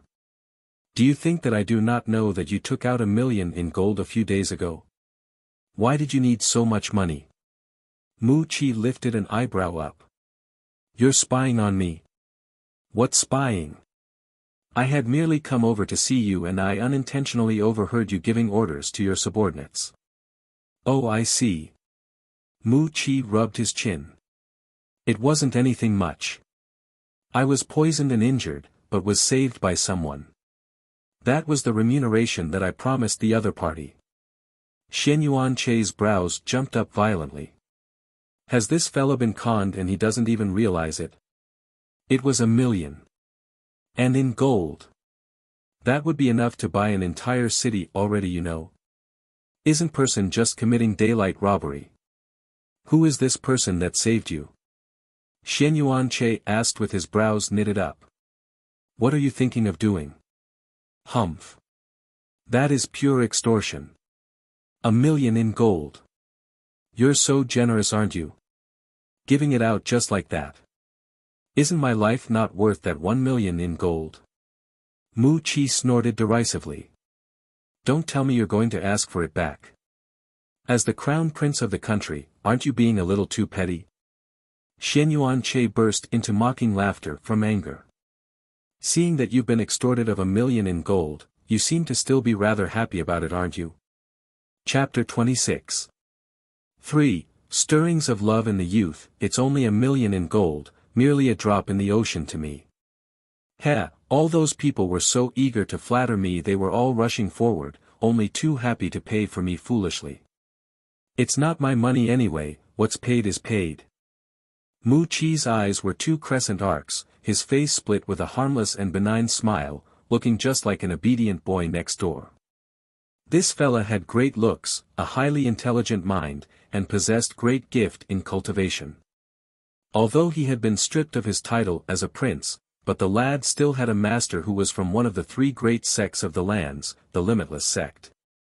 He was the last disciple accepted by the master and was also the youngest among the disciples. Great-looking and with a honeyed tongue, he was greatly doted upon by his seniors, male and female alike. However big the amount of people who were fighting tooth and nail seeking to gain the instruction of the Limitless sect leader would mean that the same number of people would be fawning on and trying to win the favor of this most favored disciple in the inner circle. Hence, it could well be imagined how rich this fella could very well be. So, 1 million taels in gold to him, really did not mean much. Xian Yuan-che sighed, feeling really helpless against him. All right. Don't stay here to give me such looks anymore. Hurry up and go busy yourself with your own things. Yawn, I'll sleep for a while more. Mu Qi yawned lazily, and waved his hand dismissively at Xian Yuan-che, before he climbed back up onto the soft lounge. Turning his back to the crown prince, Mu Qi then fell asleep. Xian Yuan-che was speechless.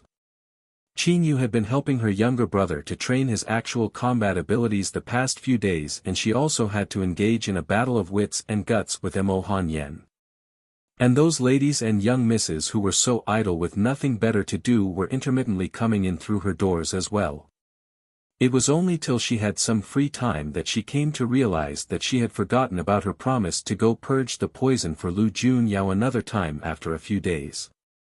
She changed into a set of male clothing and disguised her face slightly before she went out through a side door. The gathered cloud loft was 2 streets away from the Duke's manor, in a dark alley. Saying that it was far, it really wasn't all that long a distance away. It was about time for dinner and there wasn't too many people on the street or Qin Yu would have been stuck for quite a while, blocked by the crowd before she would be able to get out. Actually, if she were to disguise her looks to become uglier, then she wouldn't attract that much attention. But she had found that too bothersome and was too lazy to spend so much effort just to turn her face into one that she would not be able to recognize herself. She traversed past 2 streets and was just walking into the alley where she would soon see the gathered cloud loft. "Miss." A nice-sounding voice tinged with smiles suddenly rang out. Qin Yu lifted a brow, guessing that it must be a young couple out and about. The setting sun's rays were beautiful. "Arranging to meet at dusk, yup. It's great to be young. Miss, why are you ignoring me?" The voice had become a little mournful. She guessed that the young lad must have made his sweetheart unhappy and his sweetheart must be throwing a tantrum. Qin Yu was confident she was right and she continued her way forward. Almost there at last. A gust of wind suddenly blew past her from behind, and a person was suddenly standing in front of her. Dressed in silver, slender and tall figure, a head of black hair bound up by a single silver hair band, looking refreshed and highly trained. It was a young man who looked to be about 17 or 18 years old, his smiling eyes making him easily likable, not to mention his exceptionally handsome good looks, a splendid example of a fine young man. When one saw beautiful things, their moods were always great. And Qin Yu was no exception. But, having him appear so suddenly in front of her to block her way, and addressing her as "Miss," that wasn't really all that great for her. "This young master here, are we acquainted?" Qin Yu said, smiling gently and gracefully. Who else would this handsome lad be but Mu Qi? Read latest chapters at Wuxia World. He had immediately come keep watch outside the Eternal Peace Duke's manor the moment he awoke and had waited so long before he saw her come out. Don't even ask how he was still able to recognize her even after she had disguised herself before she came out. Because he would never admit, back at that time when he was barely conscious from the poison, he had felt himself surrounded by the aura emanating from this young lady that made him feel so ease, and that was a feeling that he would not fail to recognize. Moreover, she possessed such a beautiful pair of eyes. But why is she not able to remember her already? Chapter 27. 1. Are you going to offer yourself in marriage? Once Mu Qi realized that she had forgotten who he was, he immediately said a little anxiously, "Miss, look carefully. Do you really not remember me?" Qin Yu arched up an eyebrow. "Am I supposed to remember you? You've forgotten that you saved me the other night and that I have even gotten people to deliver 1,000,000 taels of gold right before your door." Mu Qi's face was serious as he tried to explain. Qin Yu's face did not show the slightest change in expression, but in her heart, she had already carefully looked over this fella from head to toe. The night he was poisoned, his face had been bruised and it was impossible to see how he looked clearly. But she could now see that he wasn't all that bad looking at all. Still, how was he able to recognize her through her disguise? Not to mention that he was just a stranger whom she had only met once, even little Bei had been stunned for a good while the first time he saw her looking like this. "Look here lad, you have a good look as well." Qin Yu smiled and stretched her hand out to tap him on the shoulder. "I am male. Although I'm quite good looking, but for you to address a guy as Miss, that is an insult to me." The corner of Mu Qi's mouth twitched. "Miss, let's not parry with Tai Chi anymore, all right? I saw you coming out of the Eternal Peace Duke's manor's back door with my own eyes. Just admit it, would you?" Qin Yu did not say a word. This kid really isn't being cute at all. With all that's been said, there was no meaning in continuing to play dumb. Qin Yu herself was not a person who played coy all that much, and she immediately gave helpless shrug of his shoulders. All right. I'll admit it. What do you want by following behind me like this? Mu Qi's face then split into a smile, his eyes bright and sparkling with blinding brilliance. His eyes enchanting, he said, I would like to know you. My name is Mu Qi Su Yen. Qin Yu said with a nod of his head, making up a random name. You know me now. That should be all right. I still have business to attend to and will part here. Upon saying that, she went right past him and continued her way forward. Mu Qi froze a moment and then hastened to catch up. Where are you going? Can I help? No need. Thanks. You don't need to be so courteous with me. You are my savior after all, and I still want to repay you. You've paid me my remuneration and we do not owe each other anything. A drop of water's benevolence must be repaid as a gushing spring. Moreover, a debt of benevolence for having saved another person's life is one great as the heavens. That is not something that mere material things like money can possibly offset. Qin Yu suddenly halted her steps and turned herself around with an eyebrow raised to look at the lad with a serious face. Then what do you want to do? He had been so righteous sounding just one moment ago when he suddenly turned coy and squeamish, his eyes looking slightly evasive. Qin Yu burst out laughing upon seeing him like this and said mockingly, You can't possibly be thinking to offer yourself up in marriage, are you? Upon meeting those devilishly alluring eyes of hers, and that expression with that imperceptible smile, Mu Qi's heart grew flustered. He then thought of how all women all the way up to 80 years old and even children down to 4 years old were always so easily coaxed by that glib silver tongue of his. But before the young lady here, he had suddenly become inarticulate and awkward, unable to even complete his sentences. She was teasing him jokingly and with such a wicked expression on her face, no different from that of a thug taking liberties with a good young lady, but alas, wrapped in such a great-looking flesh exterior, not only was one unable to get angry, it would make people more than willing to suffer from it. For the first time, Mu Qi felt that he had become a little strange, and he did not know what was happening to him. He just kept his eyes lowered and squirmed coyly there for a good while. Waiting till he had finally summoned up his courage, he raised his head up. Only to discover that there was no one in front of him at all. I'm really such an idiot.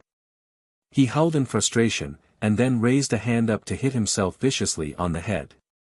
Chapter 27. 2. Are you going to offer yourself in marriage? What is there to be so shy about?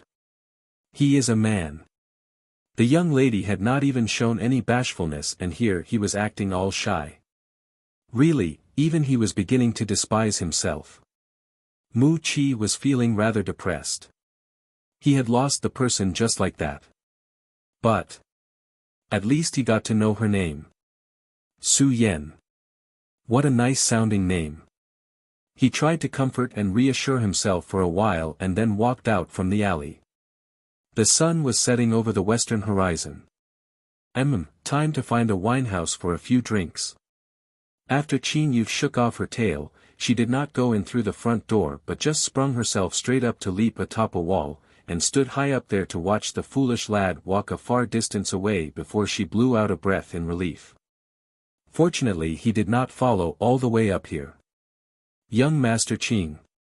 The past few days had been rather good for Bai Ji Yen. As the Lord was feeling much better, his mood had naturally become better. It had been especially easy to talk to Lu Junyao these past few days. Like now, he had just suggested to the Lord to go out for a walk to familiarize themselves with the surroundings, and the latter had agreed to it so readily. The two of them had just come out from that sealed room not too long, and they've spotted a figure crouched furtively atop the wall. The gathered cloud loft's construction had a unique layout, and even that wall was quite a bit higher than those in most manors. And their walls were built with special materials, completely smooth and slippery. No need to mention crouching on top of the wall, most people would not even be able to scale that wall at all. That's right, and some time ago, Lian Ji had told him that this particular little young master had a strange habit of not using the front door, but liked to enter by leaping over the walls. Hence, when Bai Ji Yen saw the back of that figure, he had immediately been able to recognize it. Once he spoke, Lu Junyao had naturally noticed it as well. The little figure on the wall, a tiny person curled up in a ball, crouched high up above, looking rather adorable and amusing. But, Qin Yu's attention had been focused on whether that persistent lad had left or not, and in the end, someone had called out to her out of the blue, and her body had jumped from the sudden shock, her foot slipping out under her. Lu Junyao's eyes narrowed when he saw that the small figure was going to fall from above, and he suddenly stretched his hand out. A gentle force suddenly held on to her, slowing her descent, till she landed safely on the ground. Qin Yu was astounded for a moment, before she raised her head to nod her head at Lu Junyao with a smile. "Thank you. It's no trouble. As long as you're fine." Lu Junyao then raised an eyebrow, his pair of violet eyes deep. "You have come here for?" "I had some matters to attend to in the past few days, and I was so busy I forgot I was supposed to come over. In the end, I had just stepped out through my doors when I encountered a pesky fella." Qin Yu's face was one of helplessness as she opened her palms to say, "I really cannot be too kind. The next time I see anyone being pursued or poisoned by their enemies, I must not let myself save them without thinking." Lu Junyao's gaze paused a moment, and his voice then let out a deep laugh. "Then I have been most fortunate that I was saved by you before that." Qin Yu blinked her eyes. "You're different." Lu Junyao's demeanor appeared slightly taken aback. "Different? That's right. You're a creditor. I owed you a debt and I cannot refuse to save you." Qin Yu said jokingly. "Do you have water? I'm dying of thirst.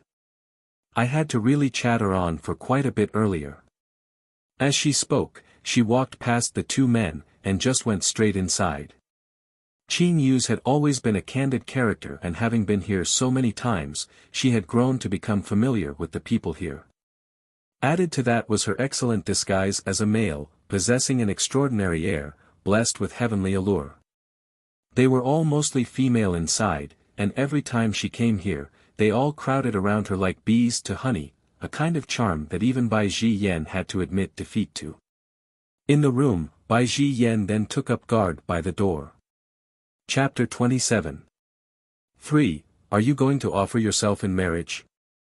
Lu Junyao was propped up and leaning back on the bed, a hand stretched out to rest upon a low side table, as the young youth's porcelain white slender fingers pressed against his wrist, a little cold to the touch.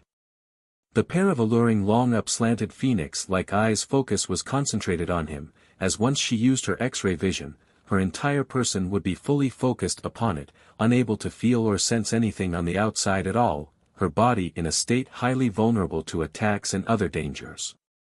Hence, Bai Ji Yen was standing guard outside to protect her. It's always said that when a person is fully focused on a particular task, that person will exude a particular kind of indescribable charm.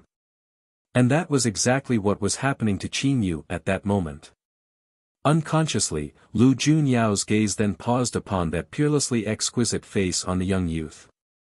Compared to most regular youths, this kid was slightly taller and more slender, almost looking a little thin, his small body seemingly light, not even 2 taels worth of flesh on him.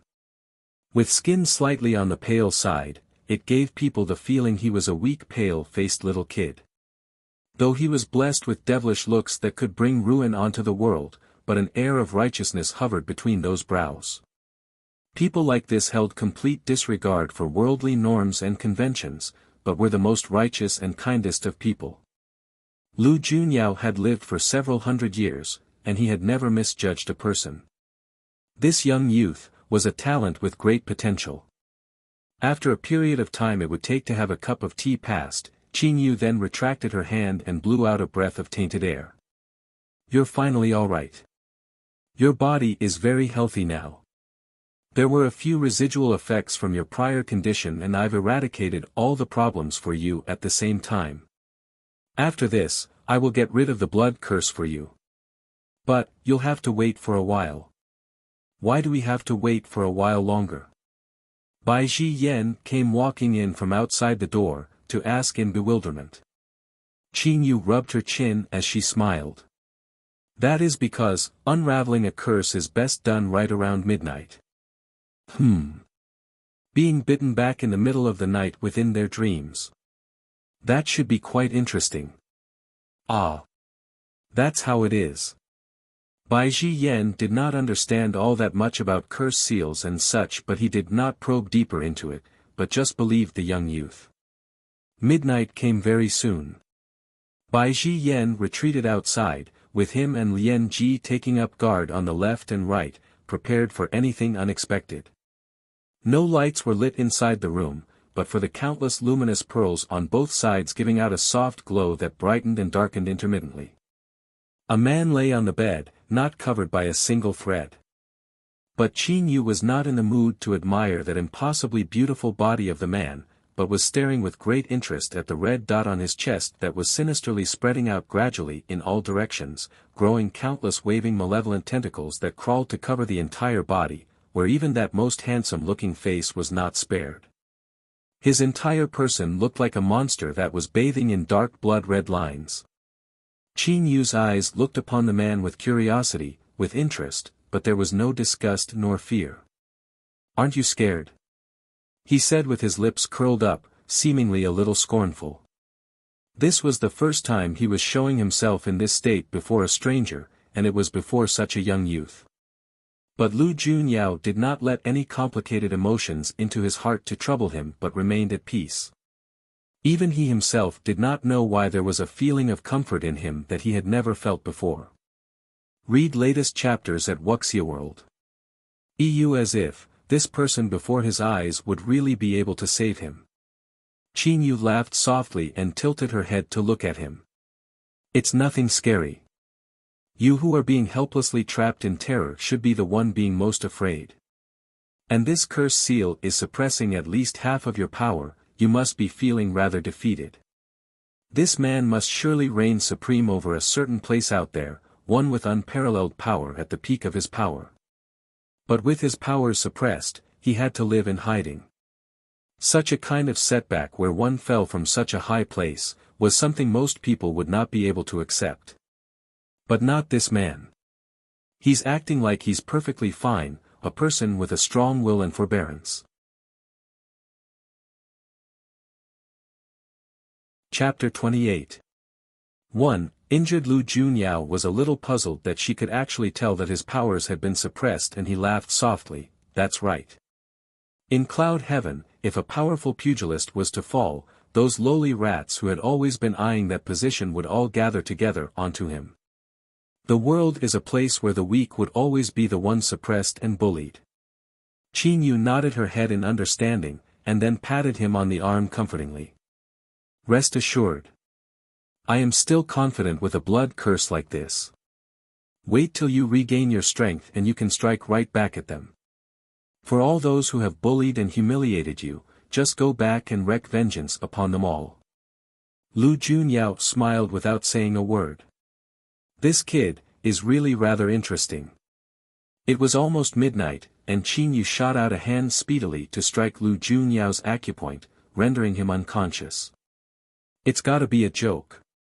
Although he had said that he wanted to be awake to see how she was going to undo the curse, but she would never reveal her secrets that easily, to prevent herself from being taken notice of in future.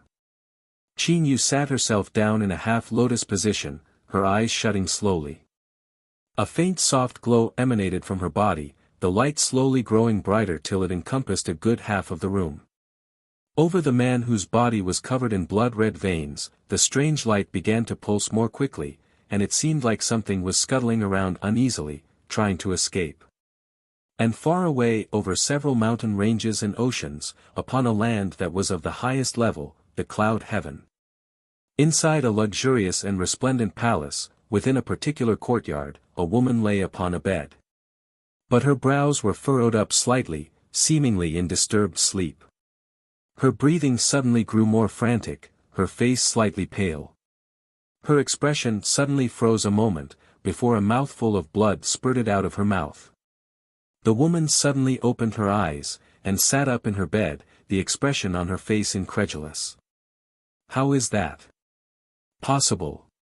The emotion-devouring curse she had planted.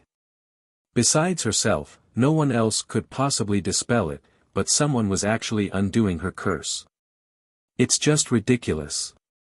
The woman snorted in derision. Her long slender finger drew a circle in the air, before she sent a powerful surge of tyrannical power out with a strike. No matter who that was, they have to die. The powerful force surged destructively straight towards her.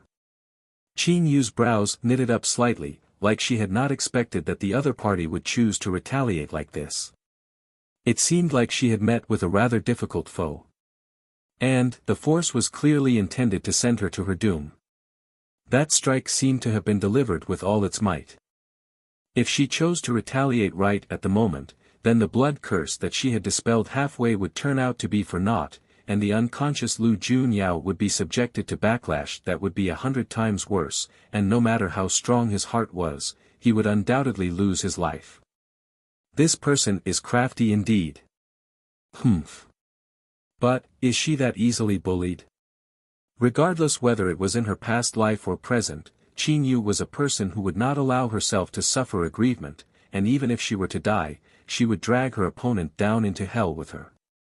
Hence, when she took it upon herself to shoulder this terrifying power, she had naturally only done it after thinking deep and hard about it. Even if she was left with only half a breath, as long as her spirit did not die, she would be fine, as she would just crawl into her dimensional space to heal her wounds. The spirit chi in there was thick and robust, and she would only need to remain in there for a few days for her to make a full recovery. But, her opponent was not blessed with such a choice. At the moment that Qin Yu took that strike, the most nefariously dark move among the burial soul arts, the bone-dissolving spirit extermination, was already following the trail of power, to viciously adhere itself onto the attacker. Arg! Within the quiet tranquil night in cloud heaven, a heart-rending scream tore through the air, shattering the silence. The moment that terrifying power adhered onto her body, her flesh visibly dissolved right to the bones very quickly, her spirit sizzling as it burned. In the span of just a few breaths, half her arm had turned to bones. Steeling herself, the woman cut off that arm completely, to stop the rot brought about by that surge of power. Chapter 28.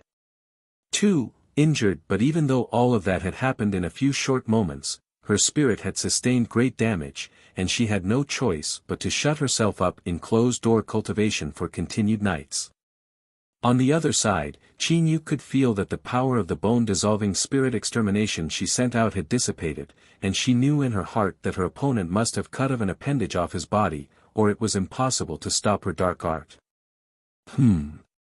Her opponent is quite vicious even to himself. But she had finally succeeded in dispelling the blood curse. Qin Yu raised her eyes up towards the man on the bed. The red vein lines on his body seemed to have disappeared completely in an instant, and his powers had increased greatly. The suppressed powers were like a wild stallion freed from its tethers, spiraling out of control, quickly decapitating a good half of the painstakingly constructed room in a blink with a loud crash. The great resounding crash had not only alerted the two people standing guard just outside its doors, but shocked the people nearby awake from their sleep, thinking that a sudden clap of thunder had struck in the dead of the night. Not hearing any more noise after listening for a while, they then went back to sleep. Coincidentally, the weather in the past few days had not been great, and hence, it did not cause much alarm among the people. Bai Ji Yen and Lian Ji rushed inside speedily. On the bed, Lu Junyao was already dressed, in a robe of noble and majestic purple, his body tall and stalwart, his eyes chillingly cold, giving out an kingly aura where everything was beneath his notice. Lu Junyao, like this, felt both familiar and strange at the same time. But Bai Ji Yen knew better.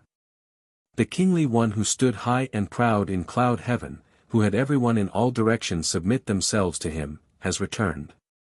Finally, his body no longer under restraint, he no longer had to lower that noble head, never having to suffer the inhuman agony in pain anymore. Qin Yu's brow lifted up in surprise as well, feeling like she was getting to know this person for the first time. Right after that, she smiled knowingly, and said, "Congratulations." Lu Junyao looked at her, and in that very rare moment, the corners of his lips lifted slightly. The two people were just a few steps apart, their gazes locked upon each other. Hence, Lu Junyao could clearly see that the young youth's smile was a little stiff, and his already pale complexion was extraordinarily white.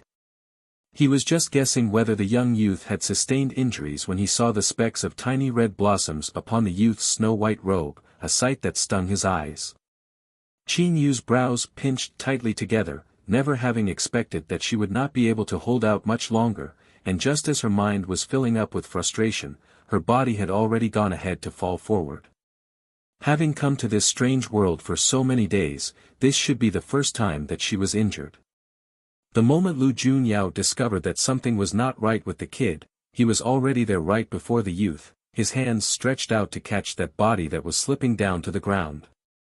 The body felt as frail and weak as he had expected it to be, his waist so slender it might not be able to withstand a single clutch of his arm, soft and supple like a young lady's. Bai Zhiyan's focus of attention had not been on Qin Yu, and it was only when the figure of the youth was falling that he saw the specks of blood on his snow-white clothes, startling him. How did it turn out like this? Lu Junyao was not going to dwell into so much details. His sharp senses were telling him that the youth's aura was getting weaker and weaker, his body cold to the touch, and his heart subconsciously grew rather anxious. This was after all his benefactor who had saved his life, and he had gotten injured while saving him. No matter what, he was feeling rather bad about it. He scooped up the youth and carried him horizontally across his arms, and went straight into the room he usually used to rest in. Bai Zhiyan. Come check on his injuries right now. Bai Zhiyan behind him was still in a daze. The Lord actually carried a youth in his arms. No matter how you looked at that scene, it was just too strange. Although the young youth looked so petite and skinny, and possessed beautiful and alluring looks, but he was clearly male.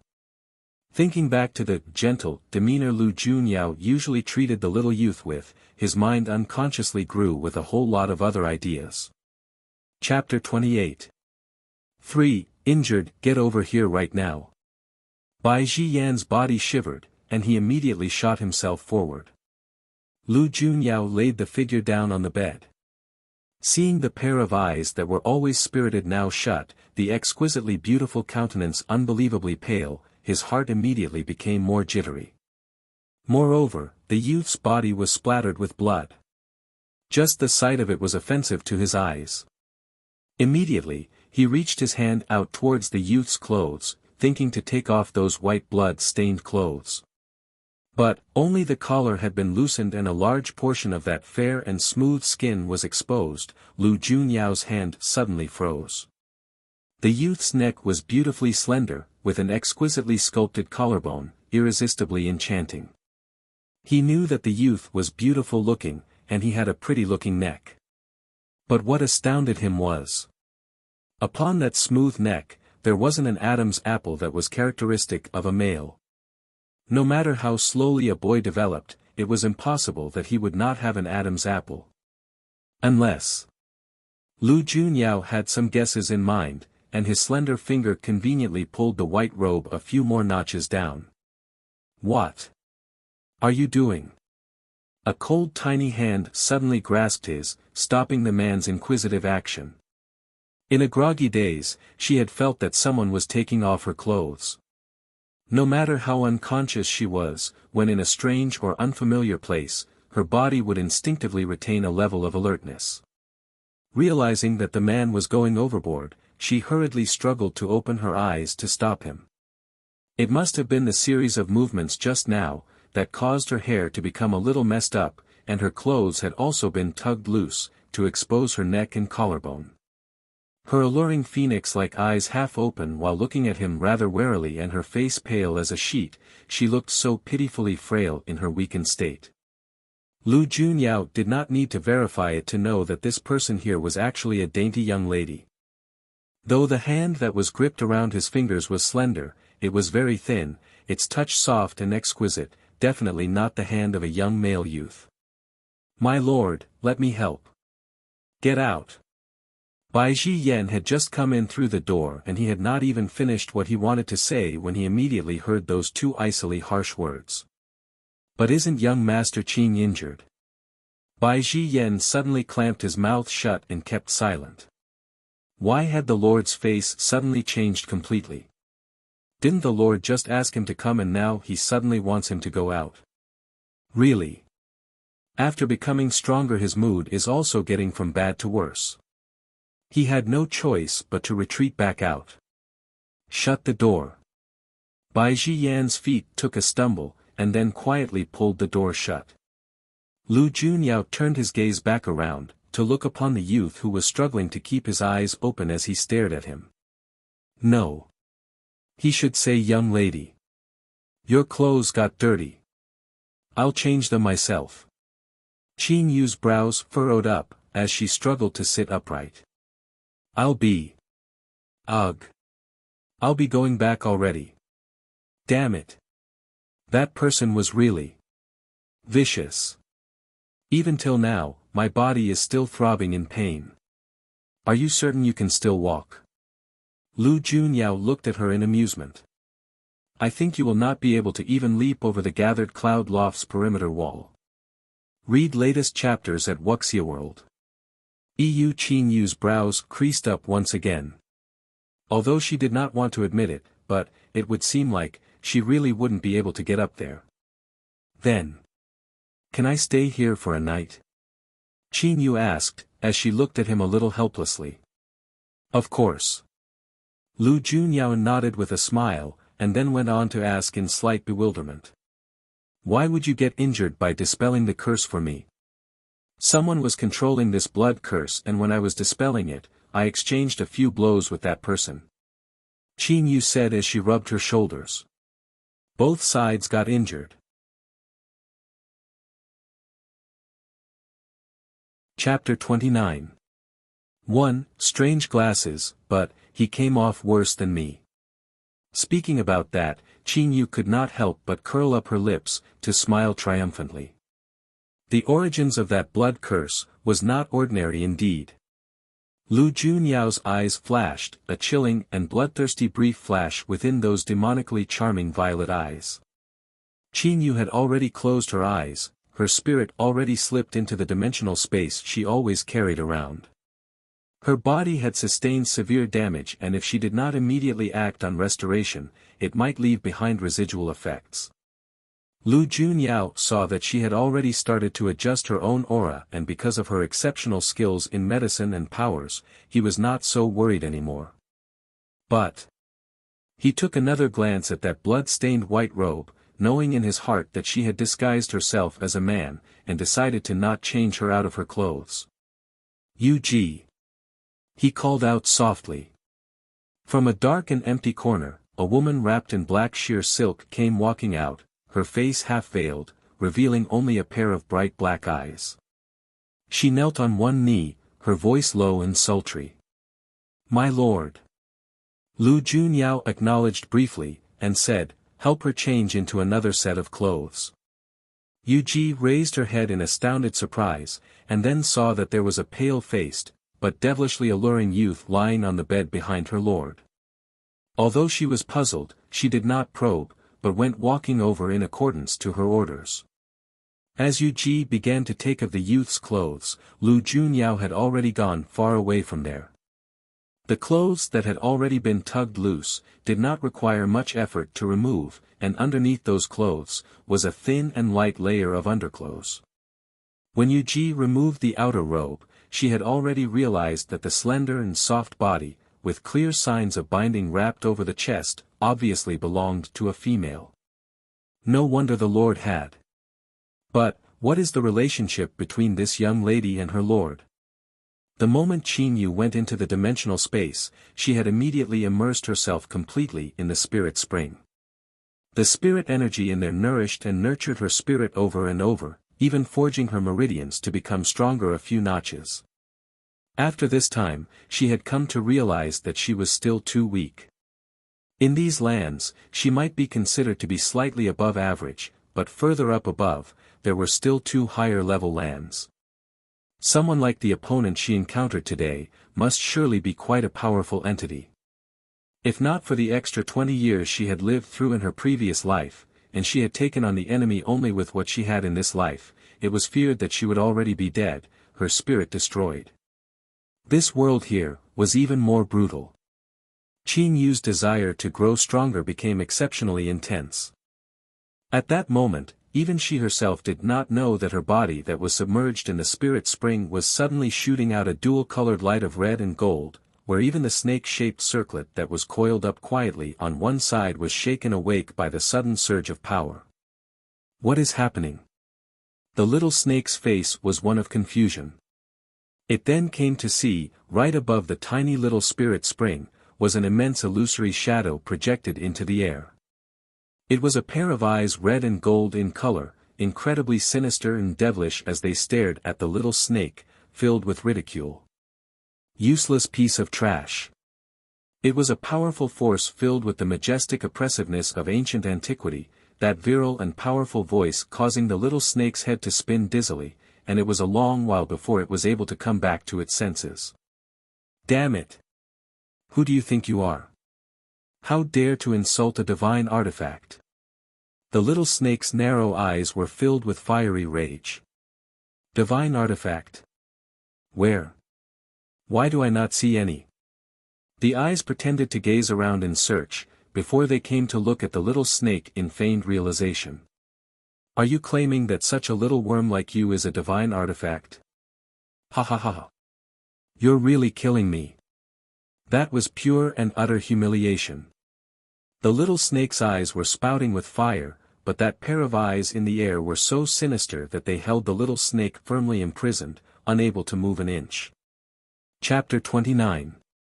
2. Strange eyes. Alright, you can stop glaring at me already. However long you glare at me, you are still a useless piece of trash. The eyes threw out another statement of merciless ridicule. With all that is said, you were still once a powerful entity that shook the world, but has now fallen into decline, unable to even protect your mistress, and just hiding yourself in this small little space dimension to live an ignoble existence. How sad and depressing. And just what are you? The little snake narrowed its eyes to a slit, silently trying to guess it in its heart. I am the same as you, protecting the same mistress. The eyes began to say, casting its glance to look affectionately at the young lady in the spirit spring, before turning towards the little snake. I hope that you do not drag down the mistress. If not for you, the mistress cultivation could not possibly remain in such a rut and not progress. You should know it yourself. With her capabilities and gift, all these lands here would not be able to hold her back at all. An accompanying weapon spirit for life, fates bound together for good or for ill. Qin Yu cultivation had been increasing every day and making good progress, but a portion of her energy essence was given to the weapon spirit, in order for it to restore its incomplete spirit body. Otherwise, with the kind of gift she possessed as the top-ranked and most highly skilled person within the reclusive hidden family clan, she should be already making a name for herself in the highest level lands by now. The little snake's gold and silver long slitted eyes rippled inside, and it was quite a while later before it said with a heavy voice. The fact that you appeared today, must mean that you know of a way to restore my spirit body. Hey, you're not that dumb. The eyes then did not open its mouth to humiliate the little snake anymore. You just stay right here. I came across a powerful human spirit body before and he was just recently deceased. That spirit body is very powerful and I can sense that it is roaming around nearby. When I capture it and bring it here, you can then take the opportunity to devour it. The little snake's expression was a little hesitant. Human spirit. But. Always with the buts. The burial soul arts itself is evil and dark, and you are a dark artifact. It's only because your mistress is of the purest bloodline that you are not overtaken by darkness. Anyway, devouring a human spirit is not all that big a matter. The pair of eyes was already about to go out upon saying all that when the little snake felt a sense of familiarity in his heart. Suddenly remembering something, the little snake's eyes then widened in stare. Could you possibly be? Tisk, you've only come to realize who I am now. You really are getting more and more useless. The little snake saw those arrogant eyes snort derisively, and then disappeared from its sight, and things finally dawned upon its little mind. But seeing that the pair of eyes was actually doing something to help it, the little snake then decided to not be so calculative with that fella who did not even possess a body. The sky outside gradually turned a color like the underbelly of a fish. After a night's nourishing soak in the spirit spring, Qin Yu's wounds had healed very quickly. Additionally, she had also gained enlightenment at the same time, where the burial soul art's 4th level that she had been stuck at all this time had been broken through last night, to advance into the 5th level. The burial soul arts had a total of 10 levels and every level was split into 5 small stages. After the first 5 levels, every small stage's advancement would bring the cultivator into a new realm of power.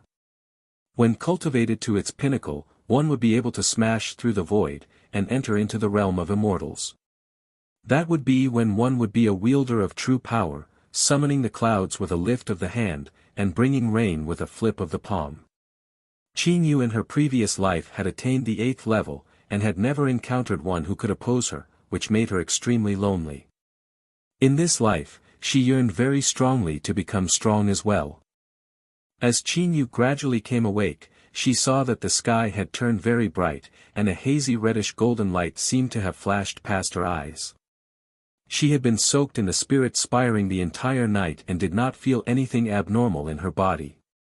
It was only when she sat up that she discovered her clothes had been changed. Her brain then froze for an instant. Her clothes. Who changed her? Was it Lu Junyao? Immediately, the flawlessly beautiful face flashed with slivers of shame and anger. A creak sounded as the door was pushed open, and a woman wearing a goose-yellow long dress, her face half covered by a light veil came walking in. Chapter 29. 3. Strange Eyes. Qin Yu was surprised for a moment. She had not seen this lady before throughout the many times she had been here, but her demeanor and flair was rather similar to that of Lian Ji's. I am Yu Ji. The woman said, her head lifting up slightly. Yu Ji. Qin Yu arched up an eyebrow. And both you and Lian Ji are assassins? Or why would they have such similar names? Yu Ji then answered respectfully, I am one of the Lord's shadow guards, and my duty is to protect the Lord. I see. Qin Yu nodded her head in understanding, and then got up from the bed. She was just about to go outside when she turned her head back, seemingly having just thought of something. Last night. Who changed my clothes for me? Yu Ji was taken aback by the question. I did. In the next second, she saw that person's face that had looked rather tense break into a smile. That's great. Thank you. And the young lady then went out with light and quick steps. Yu Ji's face was one of bewilderment. What is she getting so happy about? Lu Junyao was just coming in when he saw that tall and slender figure nimbly leaping out over the high walls of the gathered cloud loft. That lass really has the personality of a wild and untamed kitten. My lord. Yu Ji came walking over. When she saw the faint smile at the edges of the man's lips, she was rather surprised. Lu Junyao then turned his gaze back. When she left, did she say anything? Yu Ji shook her head, and then said while feeling a little puzzled. She merely asked who was the person that changed her clothes. Oh. Lu Junyao raised an eyebrow. I told her that I was the one who changed it for her and she said great. After that. She seemed to be rather happy about it. Yu Ji related everything that had happened to her lord truthfully. I do not know what she was feeling so happy about. Hearing that, Lu Junyao's smile widened, and his violet eyes sparkled, looking unusually captivating. Does the little one think that the fact that she is a girl has not been exposed? How foolish. Yu Ji then watched her lord walking away, his face looking rather amused. The lord. And that young lady. Something's not right. Although she could not put her finger on just what exactly was wrong.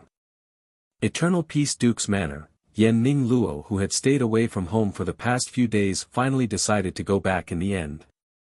After all, that was her biological brother, and siblings would not bear grudges.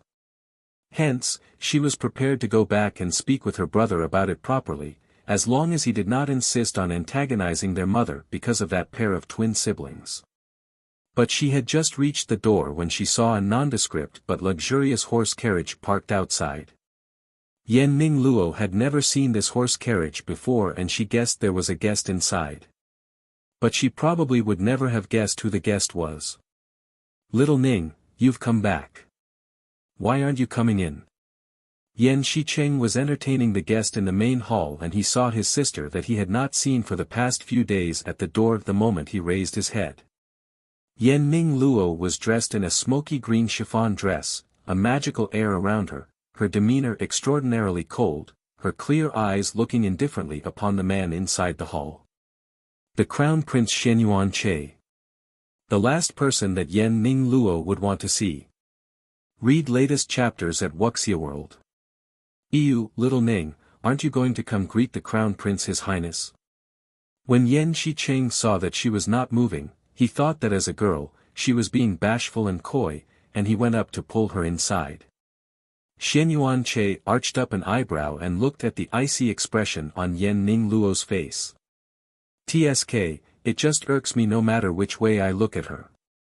Those people out there must all be blind. How can they call a woman like this the greatest beauty? Your Highness, you seem to be rather free recently. Yen Ning Luo said, putting on an insincere mouth. I can't possibly be more free than the princess yourself, as this crown prince is the future ruler, and I cannot afford to slack off at all in my cultivation or court matters. Shenyuan Che's voice was gentle, and the words spoken seemed quite harmless, but were filled with veiled ridicule.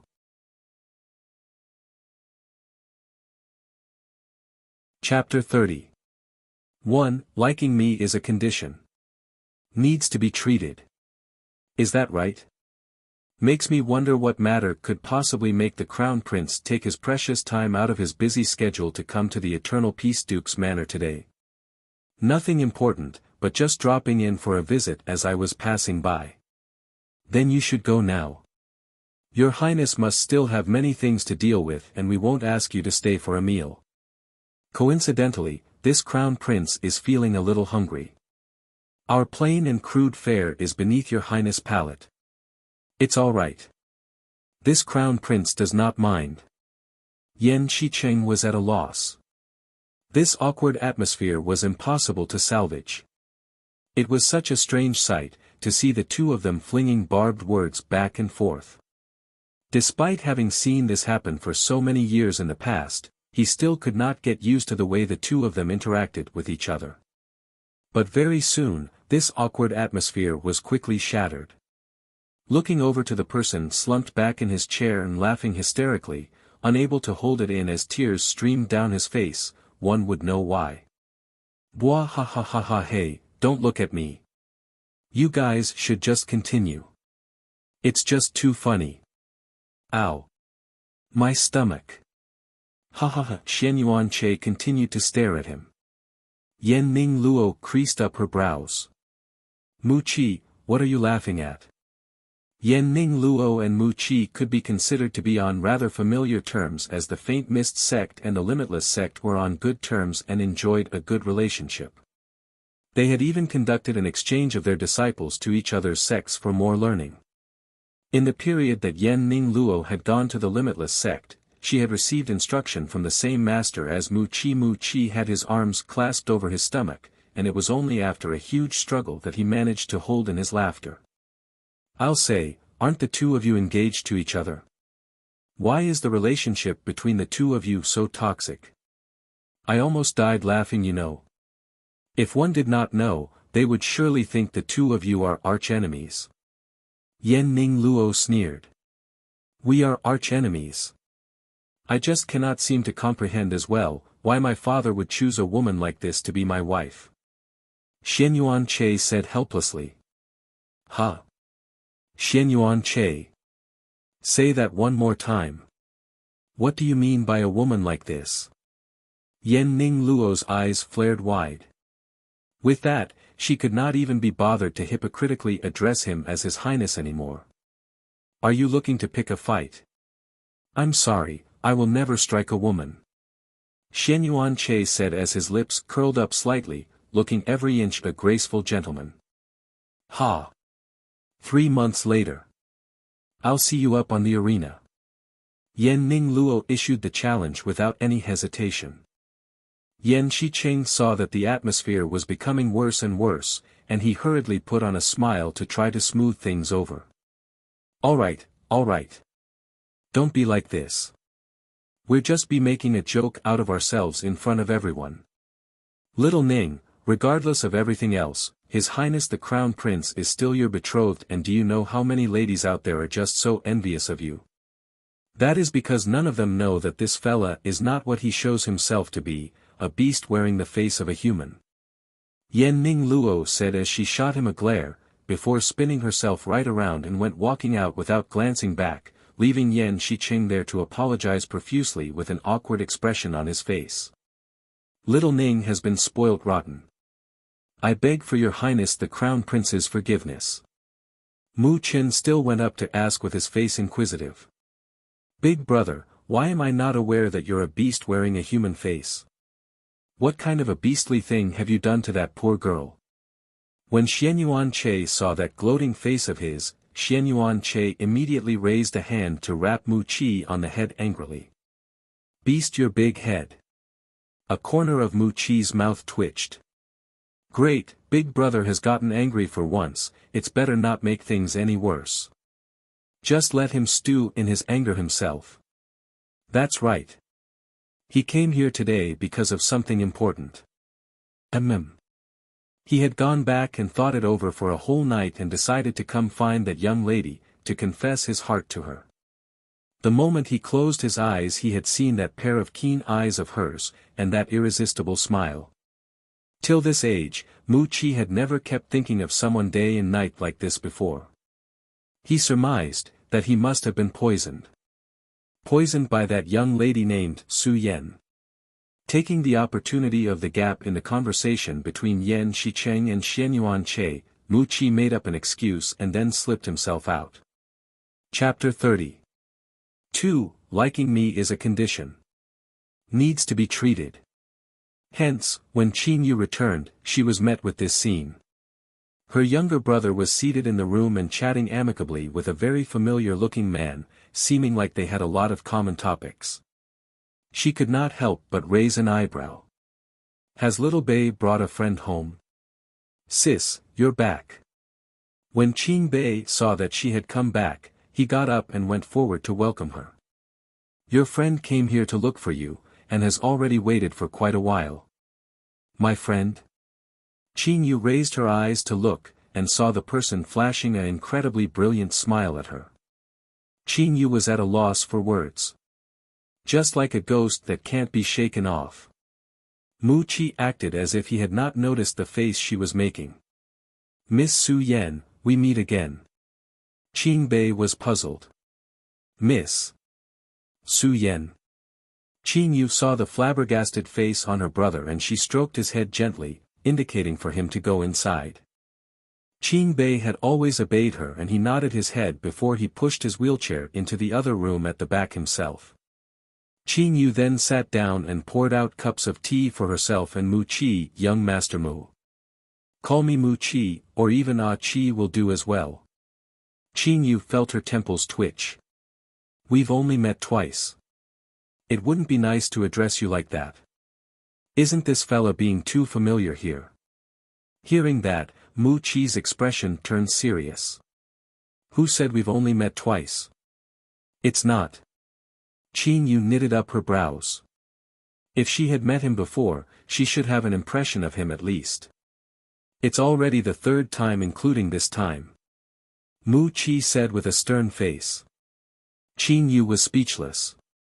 Miss Su Yen, I came here this time because there is an important matter that I would like to ask for you help with.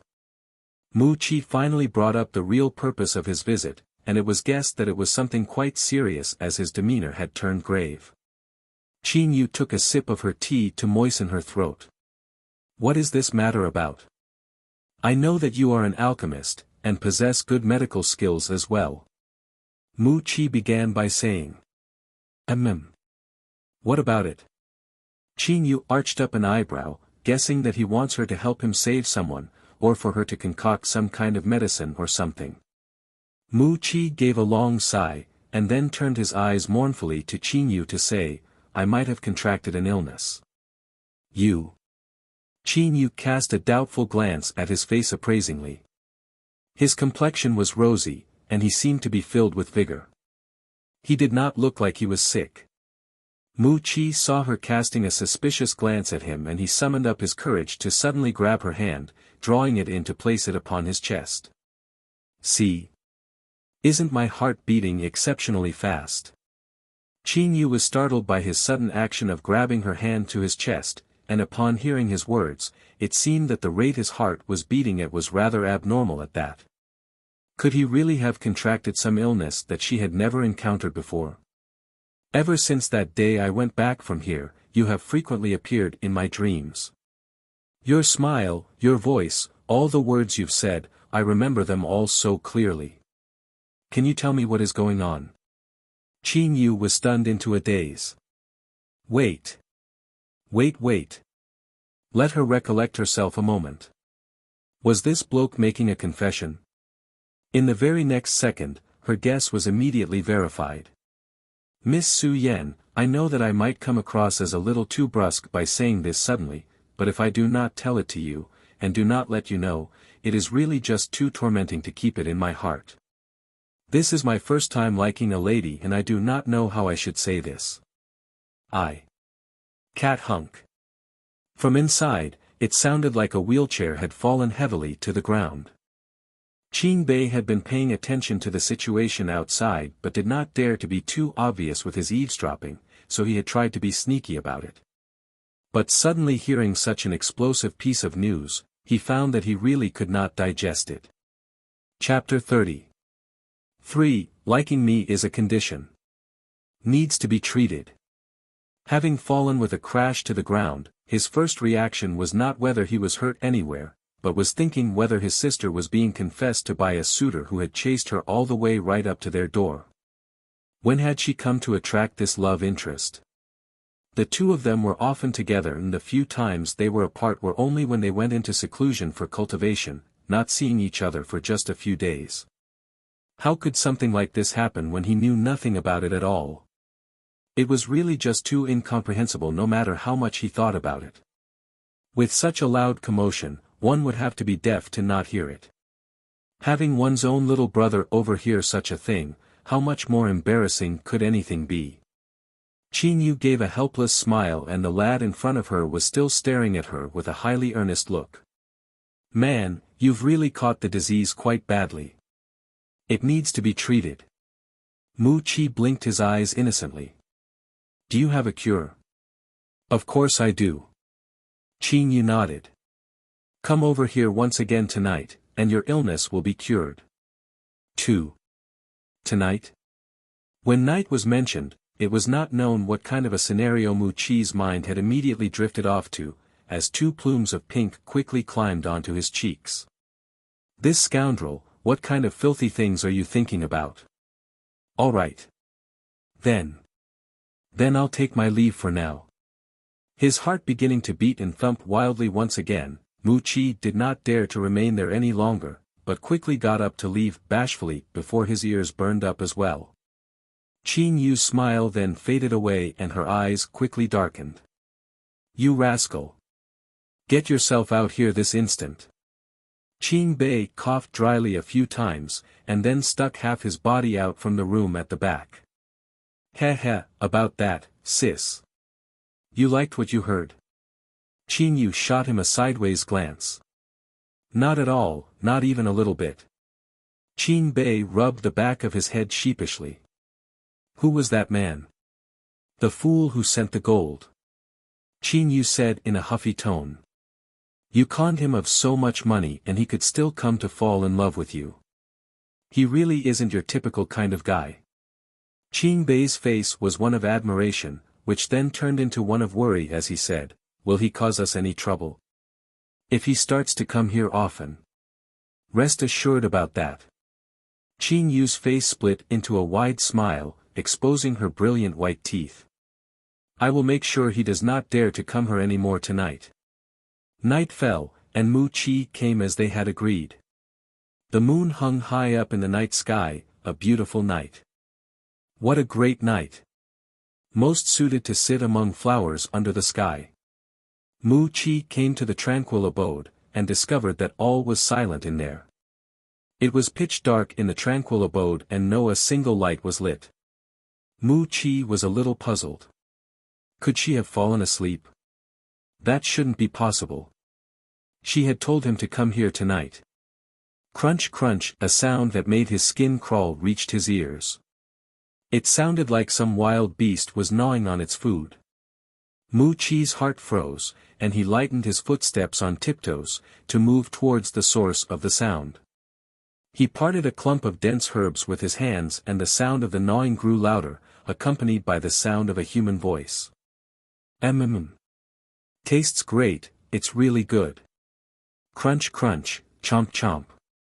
A short distance away from him was a human figure who had his back facing him, crouched down over there, his actions seemingly tearing wildly at something, the scene feeling a little garish. He stared to get a better look, and saw that it was actually the thick arm of a man, and it was all covered in splatters of blood. Read latest chapters at Wuxia World. Mu Qi gasped a large breath of air and his eyes widened. That person turned his head and his mouth split into a wide grin, his mouth and lips all covered in red gory blood. Do you want some? Seeing that person's flawless and alluring countenance, who else could that person be but Qin Yu? But the expression on her face at that moment looked exceptionally sinister and horrifying, like an evil demon. Mu Qi's subconscious made him turn himself around and leave immediately, where he even summoned up his powers to leap high up into the air.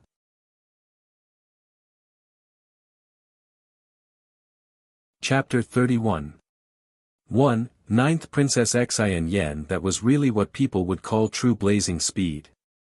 Qin Yu wiped off the pale white fluorescent powder off her face and with a light wave of her fingers, the thick human arm immediately changed greatly. She brought it up to her mouth and chomped a bite off the delicious and refreshing, highly juicy Buddha's hand fruit.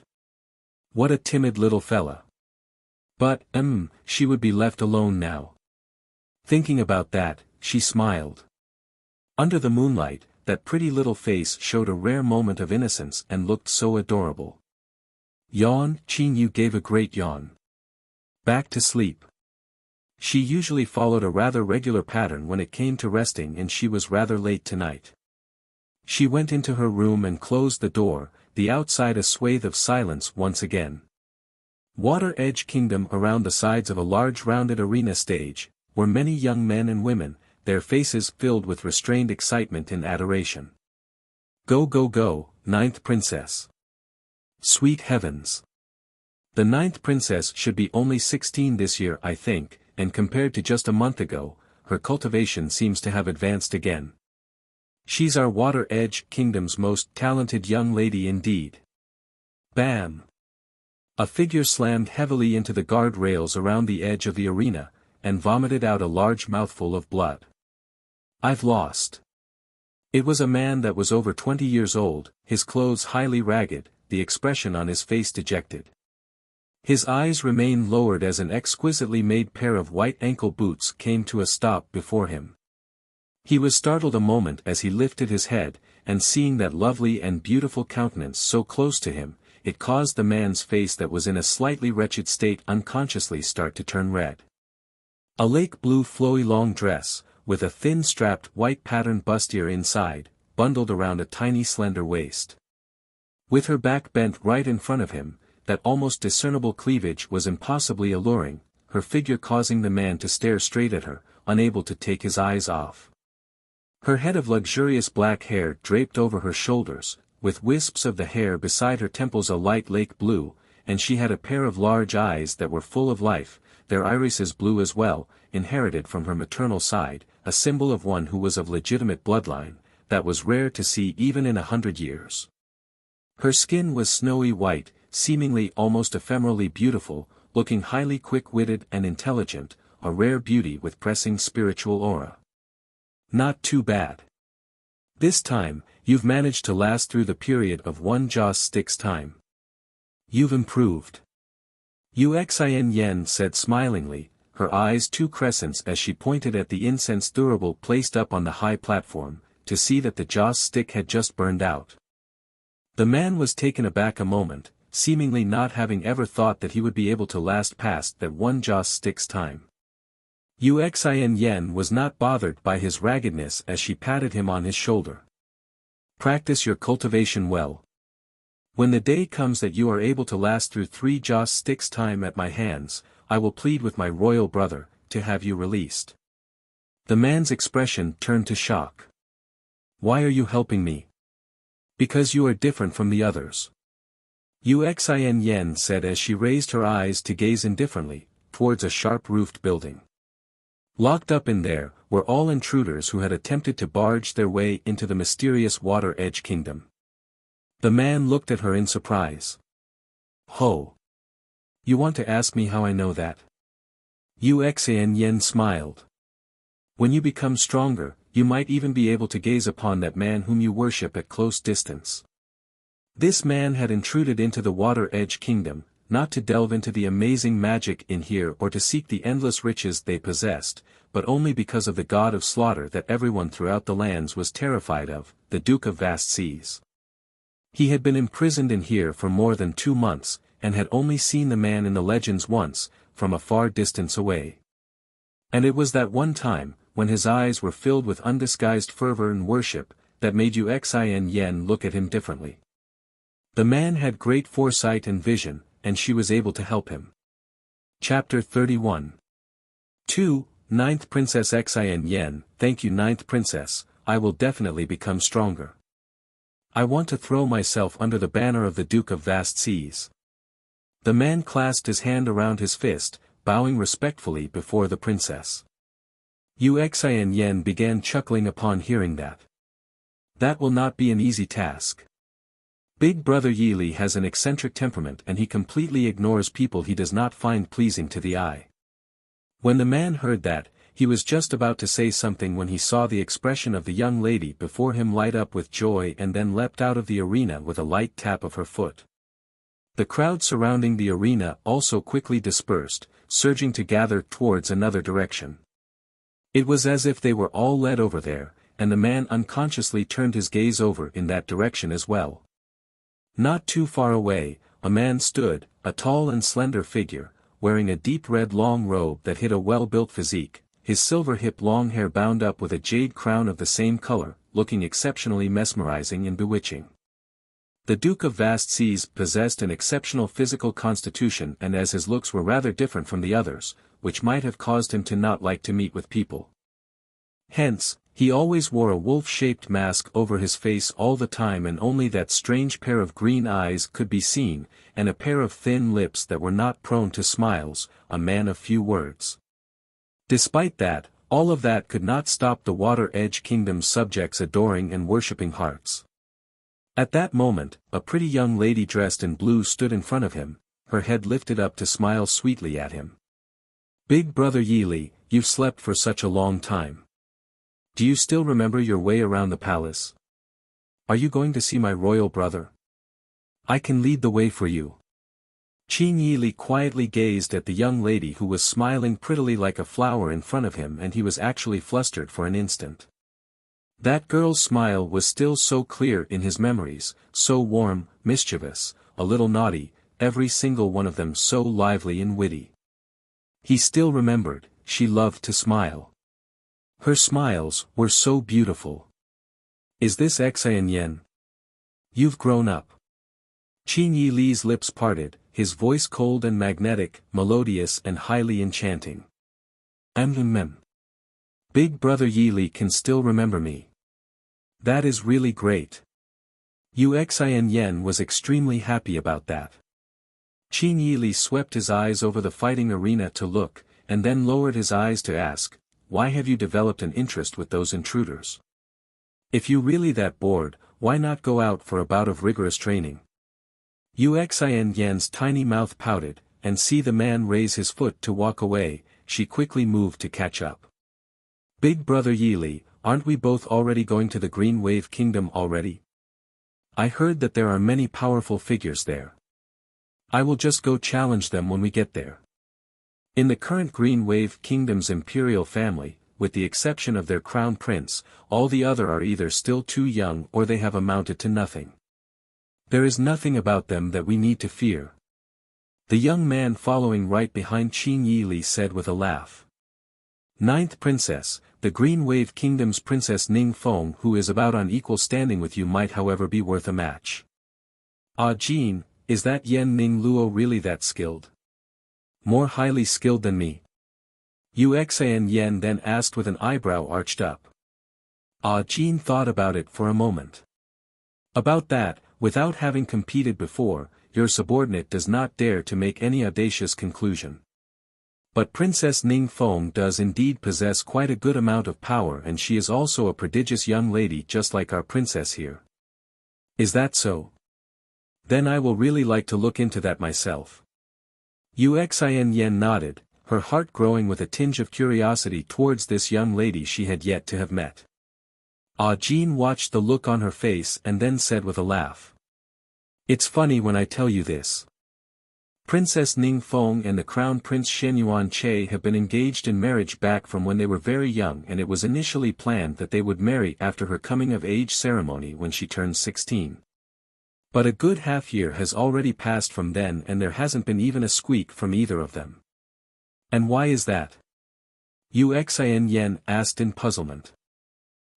I heard that the two of them had not been able to see eye to eye with anything from young, and every time they meet, they are always at each other's throats like mortal enemies. Chapter 31. 3. Ninth Princess Xian Yen. Xian Yen laughed, her eyes turned to slits with smile. Something so funny can really happen. She continued chatting with Ah Jean outside about this and that while Qin Yi Li went into the imperial study. Every time I come, I see you buried in a pile of memorials. Mu Chen raised his head and saw the man coming in. He then stood up from his chair. You're here. Sit. Hearing that, Qin Yi Li sat on a chair at the side. Mu Chen poured out a cup of tea for the man and his gaze measured the man up. You've become stronger indeed. Compared to 7 years ago, I am unable to get a grasp of your aura at all now. If not for your ill health which makes your body unable to withstand the pressure, you will not be doing any worse. Qin Yi Li said indifferently. Mu Chen was, among all the people he had met, the man whose mind was the most resolute and surpassing intelligence. The Water Edge Kingdom's ruler was a weak-bodied walking medicine bottle who did not possess a high level of cultivation, but no one dared to slight him in any way. His brain was one that no normal persons could ever compare to, and if he had the ambition, ruling over the entire lands would just be a matter of time. But alas, his heart was at peace and content with his life, and from young, he had never held any especially deep yearning towards any particular matter or person, where even when he assumed the crown, it was just a matter of acceding to the people's wishes. All this while, he had been too tired. I only wish to be able to do something more for Water Edge while I am still alive. Mu Chen smiled gently, and then went on to say a little regretfully, but with this tattered body I do not know how many more years I will be able to last, and whether I will even be able to leave behind the heir is a tough task. Although his imperial harem was not filled with thousands of beauties like was the norm, but there was still quite a number of imperial concubines. It was just that he had never gone to their chambers before. He knew his own situation very well and he did not want to give those women hope and for it to finally turn to disappointment. Qin Yi Li's eyes darkened. If Xin Yen is to hear that, she will be sad. That is why I have never said it in front of her. That lass might seem heartlessly callous, but she cares for me the most. Yu Mu Chen could hear the young lady's joyous voice outside, and his face was filled with doting indulgence. Don't be so pessimistic. Qin Yi Li's expression under his mask seemed to change, and the man who never showed any emotion on his face then parted his lips slightly to say, I am looking for a person. If I can find her, then you will definitely be able to regain the health of your body. Yu Mu Chen was stunned for a moment. What did you say? For his body, a countless number of famed alchemists across the lands have all almost deemed it to be condemned, and could only use elixirs to keep him hanging, with no way of curing him completely. A weak and sickly body carried out from a mother's womb was hard to treat. But what has he just heard? His body can be saved. Yu Mu Chen could almost not believe what he had just heard. Yi Li, is what you said really true? My body really can be cured? Qin Yi Li nodded. That person's skills in medicine is very good, and the alchemists throughout the lands are not even 1/10 as good. Yu Mu Chen was rather surprised. Yi Li seldom had such high praise for anyone and a guess seemed to form up in his heart. Could that person possibly be from the same world you were from? Yes. When Qin Yi Li thought of that person, his green eyes softened.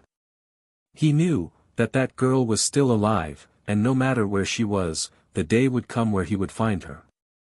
Read latest chapters at Wuxia World. He had so many words he had not been able to say in time to her, and he wanted to tell them all to her. In the past, he had not dared to say them. But after having been separated by death before, he thought that he should let her know. That he had always cared for only one person. Only for her.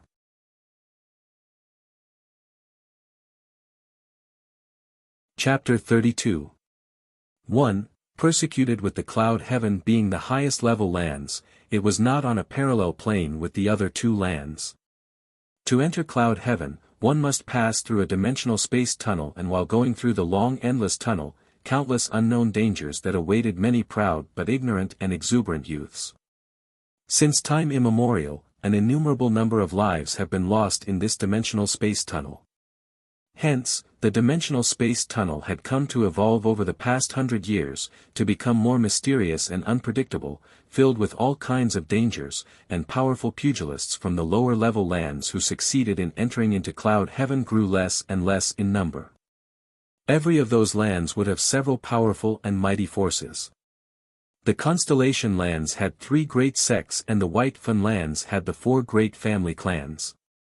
Cloud heaven was split into 5 boundaries, situated in the 4 compass directions of north, east, south, west, and an additional central region. In the east were the divine healers whose legacy had been passed down over 1,000 years, and in the south there was the Bright Moon Divine Temple, who were skilled in divinations and possessed the power to inflict curses.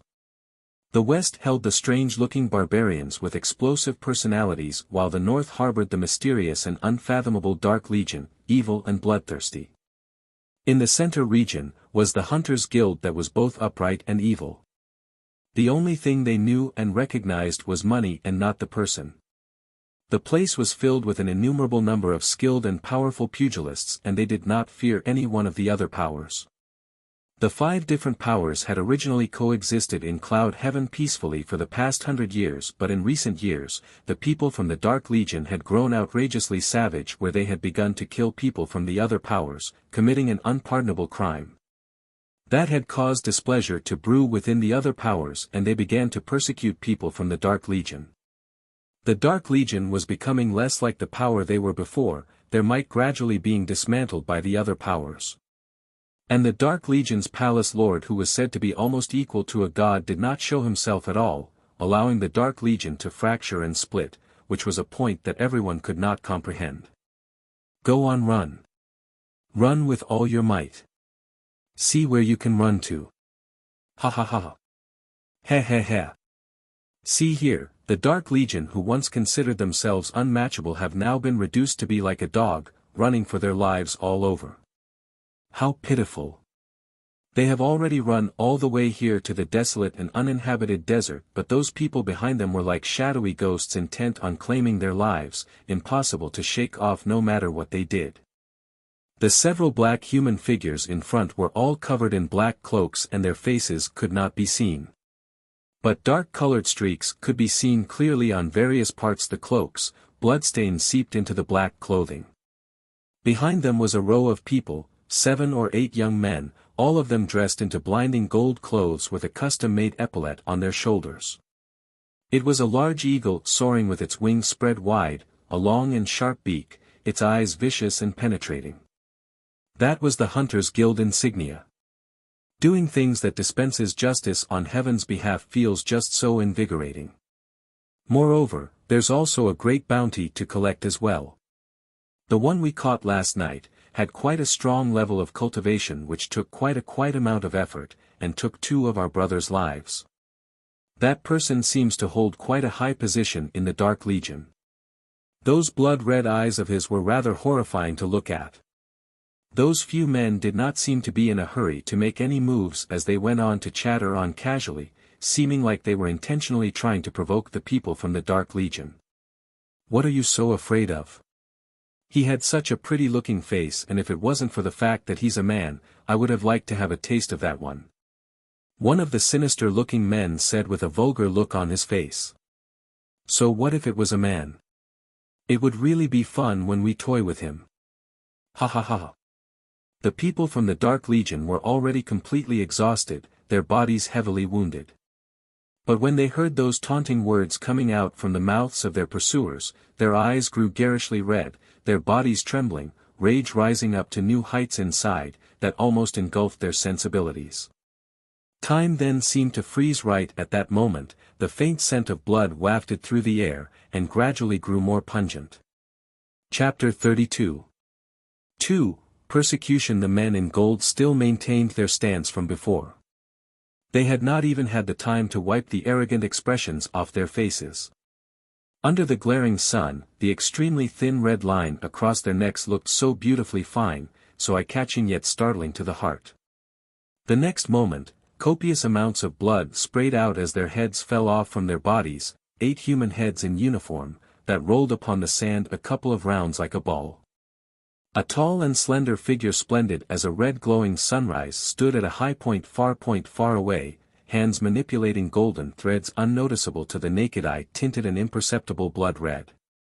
That person smiled with a backward glance, lips red and enchantingly luscious, alluring right to her very last bone. Lord Meiji. The woman flew down to the ground, and stepping over the dead bodies, she slowly walked over to go right in front of the black-robed men. Able to still walk. The several black-robed men were highly taken aback with shock a moment before they then chorused in unison, yes. Good. Meiji nodded, and then said with a laugh, return to the Dark Lands. I will go rescue our little monster and will join all of you after that. Lord Meiji, it's dangerous for you to go alone. Please bring us along with you. You bunch of injured and wounded. For me to carry all you dead weights. Meiji's face was contemptuous. The Hunters' Guild is nothing to me, and they will not be able to stop me. TSK. If they had not used such a crafty ruse, how could they possibly be able to capture our little monster? The few of them had still wanted to say something but were then interrupted. All right, hurry up and go back. There's not much time left. The Hunters' Guild has a special way of communication, and the deaths of these few people will have their people coming here in search for them. The smile faded from Meiji's face and she tossed them a round black ball. Hold this. If you meet with danger again, do not fight them. Crush this with spirit power and immediately run for your lives. The moment her voice fell, the figure of Meiji shimmered and then disappeared from the spot she had been standing. One of the black-robed men picked up the black ball in a daze, and it was quite a while before he muttered, I have a feeling that the Dark Legion will finally be able to avenge our past humiliation. In the south sat the vast and ancient Bright Moon Divine Temple. In the Divine Temple, in front of the elevated seat was a thick curtain veil, where the figure of a person would faintly be made out, languishing lazily on a lounge, seemingly bored while listening to the person below chatter endlessly. "Temple Lord, you must help me. That man must have found out. Otherwise, I will not have become like this." The one talking was a woman dressed in black priestess robes. Her looks were not very outstanding, a sinister air emanating from her entire body, rather terrifying. Under the loose sleeves of the priestess robe, one of them hung empty. "Isn't just an arm that was lost? What are you getting so worked up about?" It was a soft and gentle mesmerizing voice, that tugged at the strings of one's heart. The woman down below became more frantic. "But your subordinate's devotion curse had been planted for almost 100 years and was about to see it devour his consciousness. But someone has managed to break the curse, and I even bitten back in retaliation." The woman's face was showing much fear. "Upon divination I then came to know that the person who broke the curse is not in cloud heaven." "Oh." The sultry voice finally showed a sliver of emotion. "The lower lands has such capable people. Could it be a person who went down there from cloud heaven? Your subordinate does not know, but only knows that the opponent is very powerful. When I was battling him, I had initially thought that I was able to kill him, but never have I expected that I would be taken in by a trick. If I had not cut off my arm in time, I would already be turned into a pile of bones." The woman answered in a frightened voice. "Oh. That's interesting." Chapter 32. 3. Persecution. "My lord, what do I do now? That man will soon find out that we were the ones responsible. His personality is one that bears a grudge and his vengeance against us will definitely be vicious." "What do you mean we? Weren't you the one who laid the curse?" "I do not know anything about it at all." The woman's voice sounded highly innocent. "My lord." The woman raised her head up in incredulity, seeming like she had never thought that she would be tossed aside and abandoned like this. "My lord, save me. My lord, I had done it all because of you. What I didn't get out." The voice grew displeased, and an invisible force blasted the woman straight out, where she vomited blood and fell unconscious. A breeze that came out of nowhere slightly stirred up the thin curtain veil and the woman of peerless beauty inside was seen chuckling softly, the sound enchanting and pleasing to the ears. "My sovereign king, you're finally coming back. Ever since the last time Yen Ning Luo quarreled with Xianyuan Che and they parted on a bad note, the relationship between the two people had become much worse. Mo Han Yen was deeply afraid that if the two of them continued on like this, even the engagement might become impossible to preserve. She had been staying by her daughter's side the past few days, to persuade and counsel her in a soft voice, though it was all for naught. That had worried her for a good while and she did not even have the time to go find trouble with the siblings at the tranquil abode. In truth, Qin Yu was not all that happy recently. Although they had told Yen Su before that they did not need the tranquil abode rebuilt, but he had still felt that he owed the two of them, where he had not only sent people to deliver a great amount of gold and silver jewelry, silk and satin fabric, assigned to them clever and smart servants, and coming over himself to see them every few days. When Qin Bei was very young, he had always pined for his father, hoping that he could come see him. But what awaited him was only disappointment time and time again. Slowly, he then stopped feeling that strongly about it. Especially after he found out that he was not Yen Su's biological son. "You have a good rest. Father will definitely find someone to cure your legs, to enable you to stand up once again," Yen Su said with a benevolent face as he patted the young youth on the shoulder. Turning to the servant maid at the side, he then said, "Look after young master well." "Yes, your highness." Yen Su spoke a little bit more, and then got up to depart from the tranquil abode. Qin Bei's gaze was indifferent as he watched Yen Su's back grow more distant, and he then turned his eyes back. All of you can go outside. Young master, His Highness asks for your servant here to serve you. The pretty-looking servant girl said as she looked at the handsome face, her cheeks flushing pink. Disobedient servants, I do not need. Qing Bei's eyes turned chill. His voice was not loud, but it caused the little servant girl's face to change in shade, where she quickly fell to her knees to kowtow frantically. Young master, do not be angry. Your servant will go out right now. Upon saying that, she hurriedly left with the people behind her. Inside the room, silence was finally restored. Qing Bei heaved a sigh, and then looked at all the luxurious and riches and finery distastefully. Read latest chapters at Wuxia World. The tranquil abode itself was not a large place, and with so many things sent here, the entire place was almost all filled up. The ladies and young misses of the various chambers were green with envy, but unfortunately all of this was bestowed by the Duke himself, and no matter how much they coveted the things, all they could do was just look. Qing Bei pushed his wheelchair and then peeked into the other room inside. Sis is really sly. She knew that father would keep coming these few days, and she has been going out early and returning late at night, never around in the tranquil abode where Yen Su did not even have the chance to see her. Every time father asked about her, he had had to find all kinds of excuses to dodge the question. Fortunately, Yen Su's attention had been focused on being sympathetic towards the wheelchair-bound Qing Bei, who was unable to walk, and had not paid Qing Yu that much notice.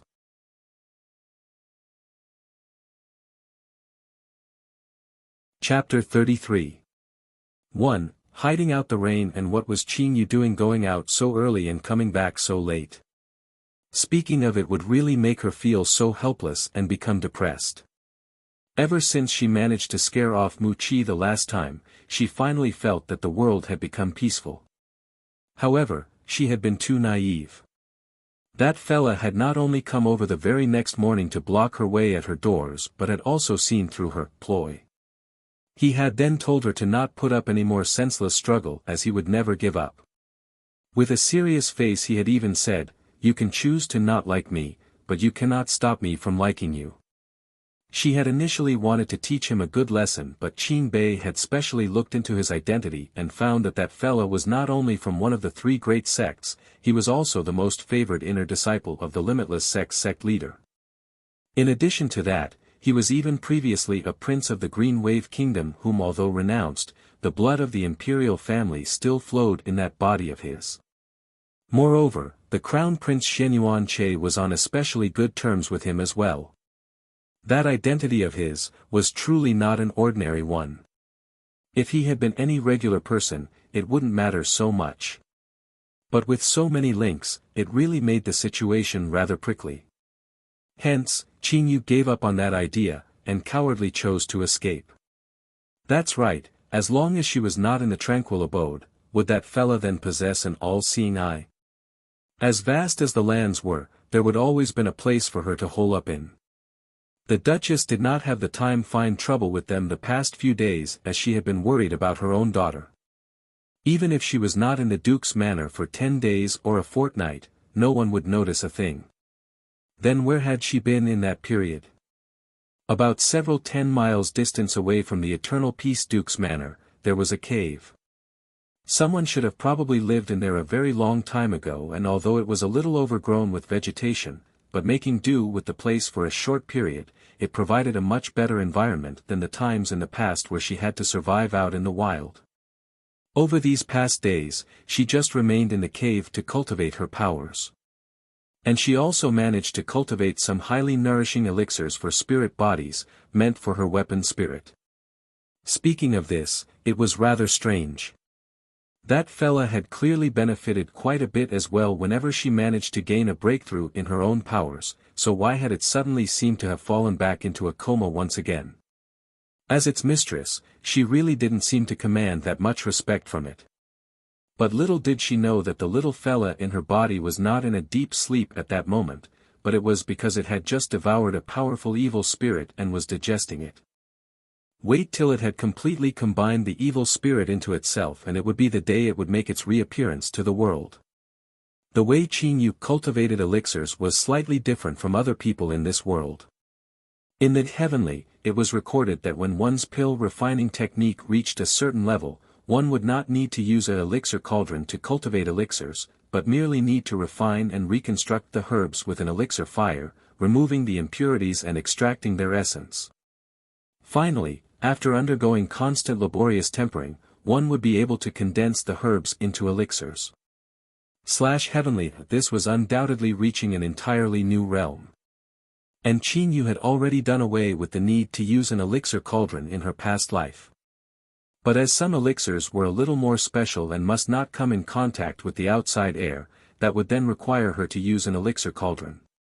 But being out here in the wild, it wasn't all that convenient to make use of an elixir cauldron, and hence she had cultivated the elixirs with her bare hands, the golden red flames of the elixir fire lighting up the entire cave. A loud crash of thunder sounded outside suddenly, and it gradually started to rain. Qin Yu kept the elixirs she had cultivated away and looked at the sky outside, her brows creasing up together. The weather over this period had been rather gloomy, but it had not rained. She had not thought that it would rain so suddenly. It seemed she would have to continue to remain in here for a good while. Qin Yu gave a long sigh and could not help but think of all her countless days of training in the past, in that cold and dark room, engulfed in endless desolate loneliness. Chapter 33.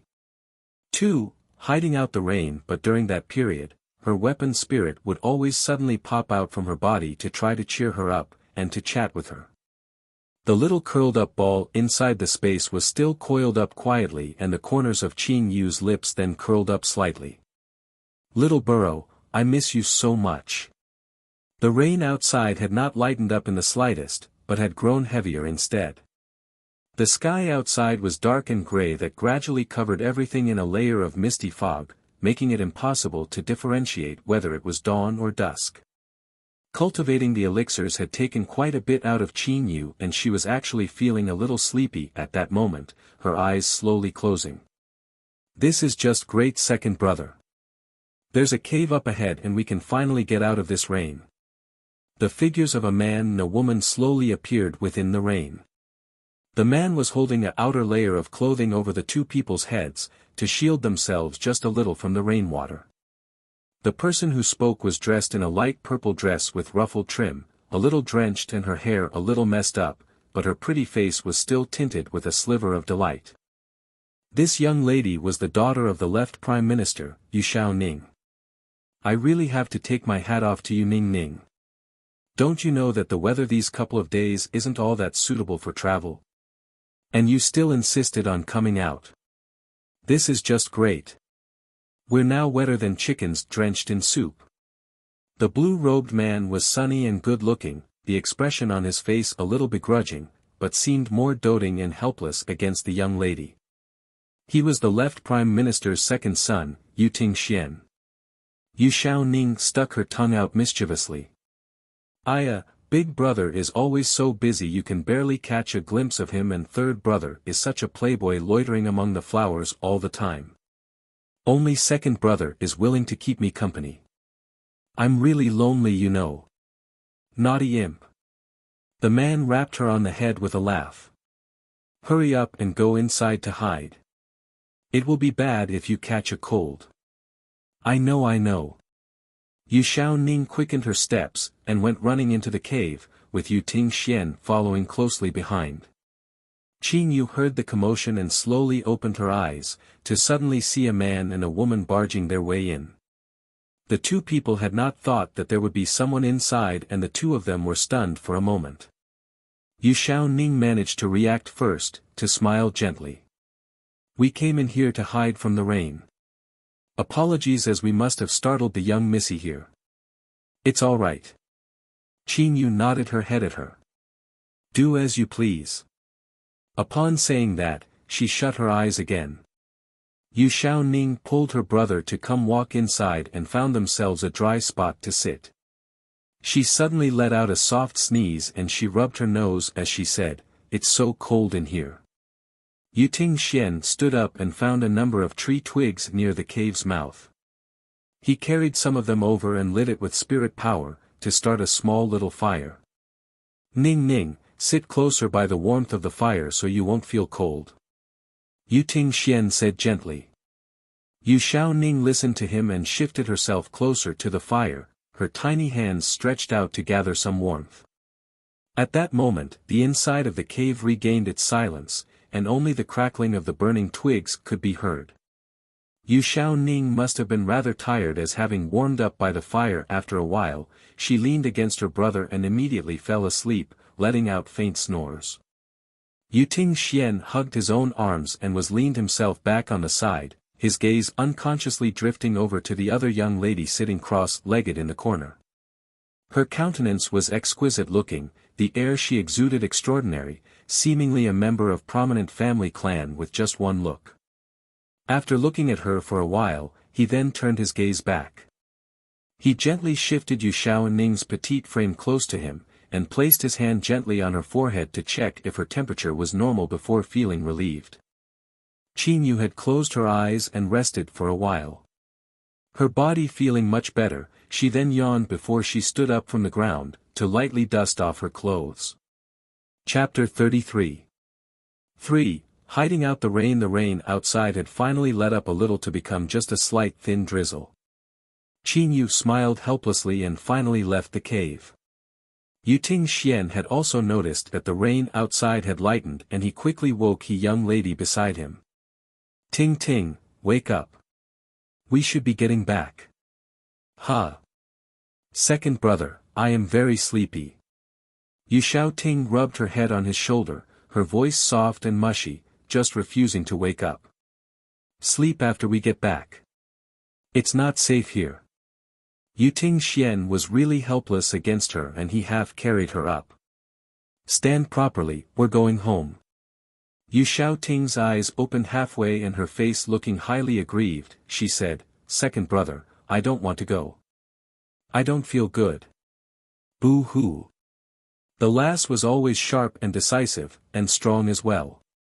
Yu Ting Xian had never seen her acting like this, and he immediately became anxious as he said, What's wrong? Where are you feeling uncomfortable? Headache. Yu Xiaoting answered, pointing at her forehead. Yu Ting Xian quickly stretched his hand out to check her forehead. It's not hot. Why do you have a headache? Boo-hoo, I just don't feel well. I don't want to go, don't want to go. When a young lady was ill, no matter how strong she usually showed herself to be, at times like this they would always appear extraordinarily fragile. Seeing the large eyes brimming over with tears that threatened to fall, Yu Ting Xian felt his heart wince with pain. It's all right, be good. Don't cry, you'll feel worse if you cry. Yu Ting Xian said comfortingly in a soft voice, before he then called out without a moment's hesitation. Will the young miss please hold your step? The young lady in white had already reached the cave's mouth, and she halted in her steps when she heard that, her head turning around with an eyebrow raised. Are you calling out to me? The pair of peerlessly beautiful phoenix-like eyes were so alluring it stirred one's soul. Yu Ting Xian fell into a daze as he stared, clearly not expecting that the young lady with such exquisite features would actually possess such an enchanting pair of eyes. But at that moment he did not have the time and leisure to pay further attention to the young lady's looks, but went on to say, Miss, can you help see what kind of an illness is my little sister afflicted with? Huh? Qin Yu blinked. How did you know that I possessed the ability to do that? There is the fragrance of herbs on you, and only an elixir cultivator would have that kind of a scent.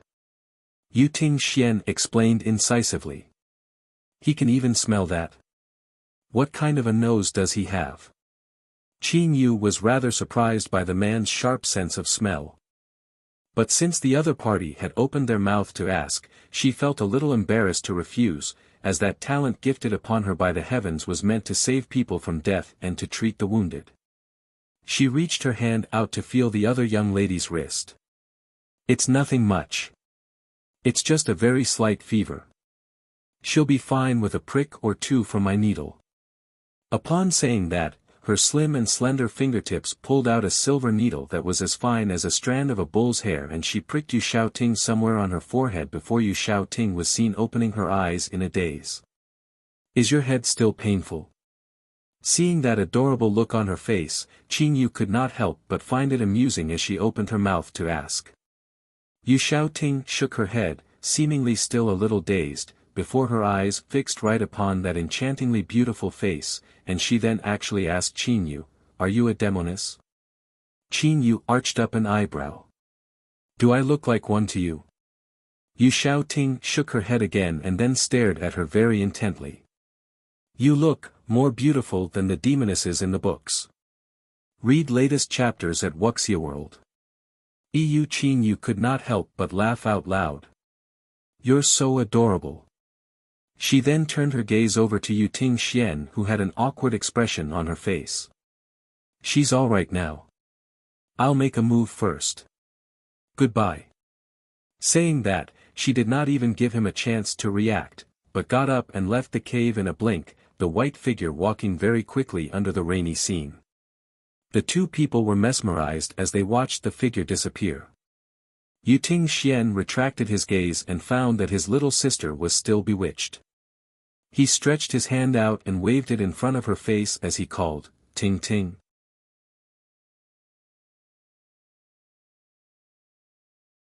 Chapter 34. 1. Hero saves. The damsel. Second brother. Yu Xiaoting suddenly called out loudly to him, which made Yu Tingxian almost jump out of his skin. He then stared angrily at her and said, "Why are you shouting so loudly for? When did such an outstanding character appear in our imperial capital?" Yu Xiaoning's face was serious. "Logically, a young miss who is so pretty like this, we should at least get to know her." Yu Tingxian was speechless. This little sister of his. Is her condition acting up once again? Unable to take her eyes off any beautiful person. She was clearly not that bad looking herself. She was also on very good terms with Princess Ningfeng as well, the kind that they told each other everything and anything. But the main reason for that was Princess Ningfeng had a face that made her the #1 greatest beauty. Gathered Cloud Loft, the other side sent news that Mei Ji destroyed several of the Hunters Guild's secret bases. Bai Ji Yen looked at the man standing by the window, and said with a smile, "I heard that they captured that little monster of hers which got under her skin quite a bit, and she immediately embarked on a massacre." Lu Junyao acknowledged with an indifferent grunt. "She has been idle for a long enough time. Let her go loosen her joints a little." The corners of Bai Ji Yan's lips lifted up slightly and came walking over to stand beside him. "It is about time that the Lord returns as well. Having left Cloud Heaven for so long and roaming around in these two low-leveled lands, it really doesn't befit that slaughter all in your way character of yours back then." "Really?" Lu Junyao lifted an eyebrow, his gaze growing deep and profound. "I have grown older after all, and the times are no longer the same as before. I should exercise a little bit of restraint at least." Bai Ji Yen went. Fortunately he was not drinking tea at that moment, or he would surely choke himself to death. This lord here is really starting to act more and more weird. When did he start liking to tell corny jokes like this? It isn't the least bit funny at all. The Dark Legion has been thrown into a frantic mess by the people from the Divine Temple and the Hunters Guild. Seeing that you are going to lose your position in Cloud Heaven, you really do not seem to be worried at all. Bai Ji Yen gave a sigh. As the Divine Healer Sect's #1 prodigy, I was young and ignorant in the beginning, thinking that I will be able to attain great achievements charging forth with you. Who would have thought that the Dark Lord whose notorious fame quaked through the lands and sent shivers down people's spine upon hearing his name is now unable to recover from just one setback. With an imperceptible smile, Lu Junyao looked at that sad and forlorn-looking man, his handsome-looking face seemingly showing a hint of admiration. That's rather good acting. Bai Ji Yen could not find any words. Sigh. He gazed at Lu Junyao with an aggrieved look for a while, and noticing that the expression on Lu Junyao's face seemed to change for a brief moment, Bai Ji Yen turned to follow the man's eyes. Huh? Bai Ji Yan's eyes widened. Why does That person looks so familiar. Qin Yu. Mu Qi's sharp eyes spotted the figure in front and immediately soared through the air to block her way forward. The faint smile at the ends of Qin Yu's lips then stiffened. I've finally managed to see you again. The delight on the young man's face was unrestrained, his handsome and sunny smile making the man look so lively and eye-catchingly radiant. Qin Yu clasped her hand over her forehead helplessly. Mu Qi, do not. Her body was suddenly caught in a tight embrace. And on that busy street with people passing up and down, the bustling noise suddenly turned quiet. A flawless young beauty and a handsome young man with a sunny disposition, the scene was just like a beautiful painting. Qin Yu, can you not avoid me anymore? Do you really dislike me so much? The young man's voice was tinged with a hint of sadness. Qin Yu's action that was about to push him away then paused. All the way from when I was very young till now, even though I was thrown out of the imperial palace, my life had always been one where I got anything I wanted. Mu Qi held on to the young lady tightly, his voice depressed. I have thought it through very seriously. Is it because I have never failed to have what I wanted before, so I am feeling such a strong desire to possess you? Chapter 34. 2. Hero Saving. The Damsel. But, it is not that. Mu Qi then released her gently. The eyes that were always smiling were now filled with emotions. Qin Yu, I really like you, very much. Qin Yu felt rather troubled as she knitted up her brows. Faced with the young man who was confessing his true feelings so earnestly, she didn't want to reject him too harshly. She should at least be a little tactful, right? Why aren't you saying anything? Mu Qi asked when he saw her brows creasing up. Deeply afraid that she might be unhappy, he quickly said, It's all right. You do not need to answer me immediately. I can wait. But, I do not like you in that manner. Qin Yu said with a helpless laugh.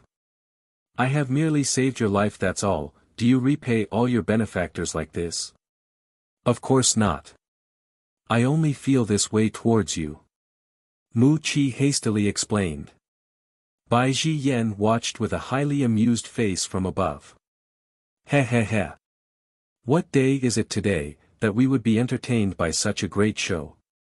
That young lady is really rather pretty looking though, and the lad isn't too shabby either. Rather compatible, I must say. Lu Junyao cast a scathing glance at him and Bai Ji Yan immediately clammed his mouth shut. What had he said wrongly again?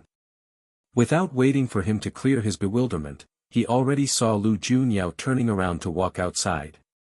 From the look of things, Lu Junyao was going to go out into the streets. My lord, where are you going? Bai Ji Yan quickly hastened forward to catch up. Downstairs, Mu Qi's eyes widened into two big circles, looking highly infuriated. I do not believe it. You are lying to me. I am not lying to you this time. Qin Yu struggled to maintain a smile on her face. Scoundrel, you really can't see that the number of people gathered around us is becoming more and more. You're not going to give up, are you? I have someone I like already. Mu Qi, you are great, and you deserve a better lady. These words sound so familiar. Why do they sound so much like what that heartless man from my previous life would say to a woman? I do not believe that. Mu Qi roared loudly. You must be lying to me. Unless you can get that person to appear before me right this instant. Qin Yu chuckled to herself in her heart, and with the slightest hesitation, her slender finger pointed haphazardly into a general direction. The person I like is him. Mu Qi turned his head with a furious gaze and he was then frozen. That person was dressed in a regal purple robe, his body tall and well built. He was about half a head taller than him, with Mu Qi already losing out a notch in height. Not to mention, that man also had peerlessly handsome looks. A pair of mysterious and unfathomable violet eyes filled with a kind of storm brewing in them, a powerful aura emanated from that body, that caused the hearts of people to unconsciously feel a sense of fear. A ring of people had been gathered around to pry and peer, but suddenly, a large portion of them dispersed in an instant. Qin Yu's hand still maintained its pose, and when she saw the look of stunned defeat on Mu Chi's face, her brow lifted up slightly. She grew curious and she raised her eyes up to see. To freeze in place as well. How did it come to be that fella? Could she be any luckier? She was dressed in ladies' clothes. Right, she wouldn't be recognized as she was dressed as a girl. Lu Junyao watched the changing expressions on her face and immediately found it rather funny.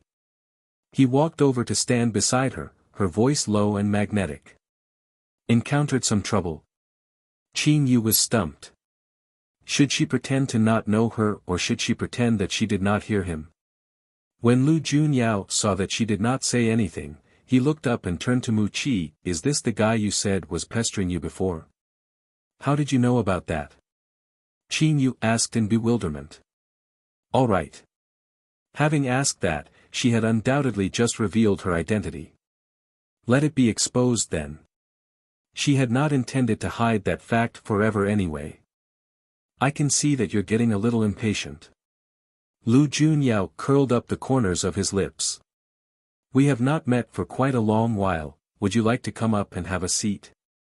Chapter 34. 3. Hero Saving. The Damsel. But. Leave it to me. Lu Junyao went on to hold her by the shoulders and handed her over to Bai Zhiyan behind him. Bring her up. Bai Zhiyan had been in a state of complete bamboozlement with everything that's happening right from the beginning. Hence, when he heard the order given to him, he did not question it at all but immediately led the person away. You are really the person that she likes. Mu Chi's face was one filled with highly complicated emotions. He had to admit that the man before him was indeed stronger than him. The edges of Lu Junyao's lips were slightly raised. Isn't it already obvious? Though those lips showed a hint of a smile, there was no mirth in those violet eyes. You should know that you are not worthy enough of her, and I hope that you will not continue to pester her, as I do not exactly have a good temper. Upon saying that, he did not even give Mu Chi a chance to speak and just turned around to depart. Mu Chi's face went pale as a sheet and those sparkly eyes that were highly lively suddenly dimmed. Like he had lost his soul. From the second story, Qin Yu could see it all clearly. His long sharp brows wrinkled together, Bai Zhiyan at the side was looking like he had seen a ghost, his eyes unblinking as he stared at Qin Yu. On the other side, Lu Junyao was already slowly making his way up, and he then walked right in front of Bai Zhiyan to block out the penetrating stare he was giving her, to smilingly ask the young lady with an exasperated look on her face, "What, can't bear to see him like that?" Qin Yu let out a sigh. When young men in their youth are hurt by affairs of the heart, they often suffer psychological trauma very easily. That will really be a sin. But, she seems to have forgotten something rather important here. You know that I am a girl? Qin Yu raised up an eyebrow, suddenly leaning in close to look questioningly at the man who was seemingly greatly relaxed and indifferent. When did you find out? Lu Junyao looked at that face that suddenly came so close to him and was taken aback a moment, before he very discreetly put some distance between them. That time, when you were hurt. When I was hurt. Qin Yu parroted as she muttered to herself, and the look in her eyes then suddenly changed. So my clothes. Don't let your thoughts go wild. Yu Ji was the one who changed your clothes for you. I will not go so low as to take advantage of you in your perilous state then. Lu Junyao could immediately tell what she was thinking just by looking at the expression on her face. It seemed that the little wild kitten cares about that quite a lot.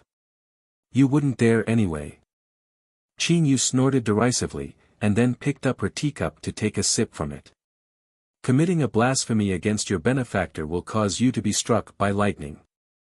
Hearing that, Lu Junyao laughed softly, and his violet eyes shone with an unusual sparkle, so beautiful one could not take their eyes off them.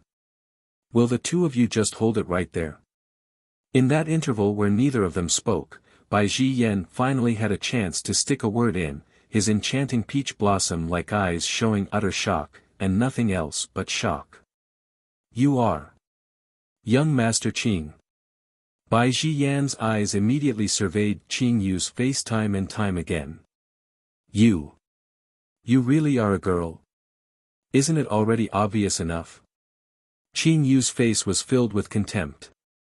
Lu Junyao's eyes flashed, his thin lips unconsciously tinged with a faint smile. Those words. Didn't he just say them? Having gotten his answer, Bai Yen did not say another word, his mood clearly taking a dive in that instant. Read latest chapters at Wuxia World. EU, what's wrong? Why has he suddenly become like this? Qing Yu was puzzled as she turned to look questioningly at Lu Junyao. Lu Junyao knew exactly why Bai Yen was acting like this, and he continued to tease with a smile.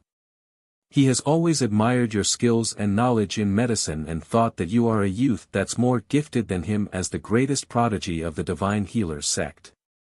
Now that he discovered that you are a girl, his heart is finding it a little hard to accept, that's all. Is that all? Qing Yu blinked her eyes in incomprehension. Is it all that important whether it's male or female? Healers are not differentiated by one's gender. That is true. Bai Yan's gaze was still gloomy. But there isn't a single pill refiner throughout the entire lands that is of your level, is there?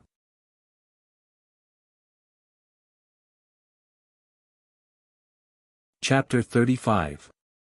1. He is waiting for a person. If that bunch of old fogies back at home were to come to know, they would surely be dealt with such a big blow that they would all immediately go meet their maker one after another.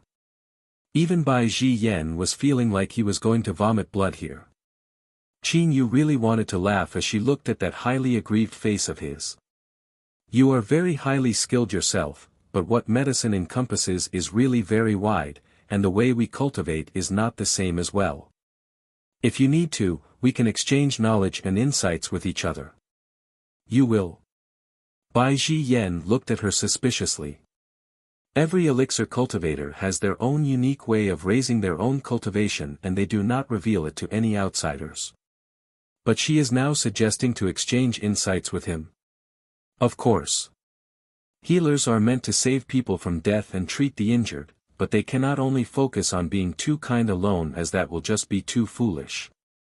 Since ancient times, the study of medicine and poison can never be separated. Knowledge and poison are just as important, and it can also protect you when in time of need. Bai Yen shrugged his shoulders helplessly. You are not aware that all of us in the Divine Healers sect are not allowed to cultivate skills poison, and only evil witch doctors will cultivate them. But ever since the last time our sect suffered a sneak attack from a witch doctor that resulted in many of us dead and wounded, the sect leader then rescinded the prohibition order against the cultivation of poison techniques. But as we did not understand much about it, we are still rather weak in the field of poison. Qing Yu listened to him attentively and only nodded in understanding after he finished. No wonder you did not know that your lord had a voodoo curse set upon him, and it was not poison.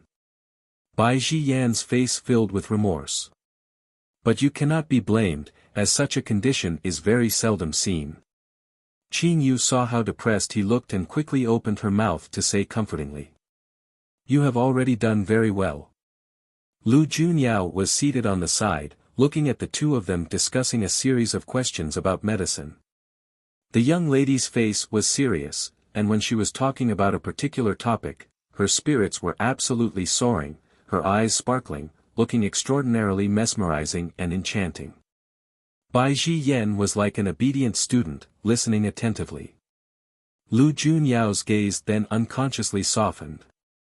No matter whether it was in Cloud Heaven or in the several lands he had been roaming about in these past years, he had always felt like something was still missing. But just what was he missing? Even he did not know it himself, but just felt rather empty. And it was just moments ago when he had stood by the window and was talking to Bai Yen when that figure suddenly came charging into his sight. That was when it had seemed to dawn upon him. From the last time that she had dispelled the blood curse for him, it had felt like a very long time since he had seen her. Before that, she would still occasionally come leaping over the perimeter walls suddenly, to check his condition. But after that, she had not come again. Maybe it was really like the way she had said. It was merely to repay the favor she owed. Initially, after his suppressed cultivation had been freed, the limitations in these low-leveled lands had been troublesome for him, as he would always be ostracized. So he could do nothing but to forcibly suppress his cultivation down once again. He has recovered, and he should have immediately returned back to Cloud Heaven, as his people were all waiting for his return. But he did not leave. What that kind of frustrated and lost feeling was, he did not know, but it made him extremely uncomfortable. It was until he saw that young lady, that he finally seemed to comprehend something. So it was all because of her. It was not known why. Seeing her had suddenly made his heart feel a lot more comfortable. Of course Qin Yu had not noticed it. She had a rather lengthy discussion with Bai Ji Yan, and a certain man was watching her for just as long a period of time. In future, should I then change a form of address and call you young Miss Qing? Bai Ji Yan had grown more familiar with her, and he was becoming more natural and comfortable talking to her as he asked in jest. Qin Yu rolled her eyes at him. Don't make fun of me already like you're some bookish prude. An evildoer like you going young master this and young miss that all the time, wouldn't it look strange? Chapter 35. 2. He is waiting for a person being called an evildoer. Bai Ji Yan was strangely embarrassed. We're already friends. Just call me Qin Yu. Bai Ji Yan liked that generous and unpretentious personality of hers and said with a laugh, then I will just call you Qin Yu. The corners of Qin Yu's lips curled up, her smile spreading into her eyes. Suddenly seeming to have thought of something, she took out a little box and put it on the table. This is a gift for the two of you. The green one is an antitoxin elixir, which will make you immune to 100 kinds of poison for 6 hours after taking it. The red one is an antidote pill, able to dispel most poisons. Right at the bottom in the hidden compartment is the poison gas ball. Once it explodes, it can kill all living things within a 100-mile perimeter. Use this one with care. She explained with a slight pause between each word, which caused Bai Ji Yan to be stunned into a daze. You mean? Aren't the two of you leaving this place soon? Keep it to protect yourself. The time will surely come that you will find a use for them. Qin Yu said smilingly. Once you encounter an enemy or something, do not waste time. Just treat them to a poison gas ball and it is guaranteed that they will die a horrendous death, the kind where they will not die with their bodies intact. How do you know that we are leaving? The low voice that came out this time, was from Lu Junyao. Qin Yu looked at him with a smile. When I came in here, I sensed that there was a lot less people. You are very sharp. Bai Ji Yan nodded admiringly. But why would you want to help us so much? It was merely just for a ball of polar fire core, but not only had she cured the lord of the condition that had tormented him for so many years, she had even gotten heavily injured while dispelling the curse. Now she was even giving them so many precious pills and elixirs. Such thoughtfulness was truly a little hard to comprehend. Qin Yu saw the grave expression on his face and felt a little speechless, but still went on to say, is there a need for that kind of an expression? It is always said that escort the Buddha all the way to the west. If you guys get yourselves poisoned by enemies when you go back, or lose your lives from a surprise attack, then wouldn't I, as the person who spent so much effort that I almost gave half my life away to save you, have done all that in vain? Is that the reason for all this? Bai Ji Yan just didn't know whether to laugh or to cry. Her reasoning was really irrefutable. But, it was really warming to one's heart. Bai Ji Yan's memories were paused back at the time when this young lady had forcibly barged her way into the blue fire icy lake and sneaked off with the polar fire core, proclaiming that she would repay the favor back in folds. Now, she had indeed paid them back, in double. After Qin Yu explained the uses of the pills, she did not remain there for long before she stood up to take her leave. The petite little figure went down the stairs slowly. This should be the first time that she was going out of the gathered cloud loft through the front door. Lu Junyao's gaze saw her the entire way out, till she disappeared from sight. Junyao. Bai Ji Yen looked at him in puzzlement, a strange feeling in his heart, although he was unable to exactly say what that feeling was. Lu Junyao retracted his gaze. Get our things prepared. We return tomorrow. Once those words came out, it made Bai Ji Yan's eyes grow wide with shock. What is going on with you? I have brought it up so many times with you before and said everything I could, but you had refused to give me a firm answer no matter what and just refused to leave. Today, you've suddenly changed. The latter gave him a deep and profound gaze before he just stood up and went into his room. Bai Ji Yen stared at the man's tall back, the look in his eyes changing with myriad emotions as a frightful thought came into his mind.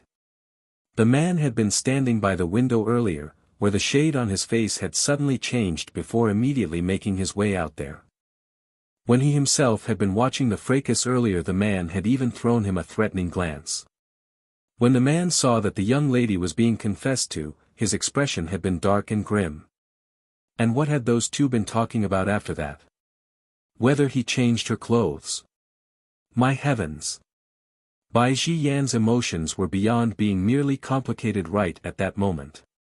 What has happened between those two that he did not know anything about?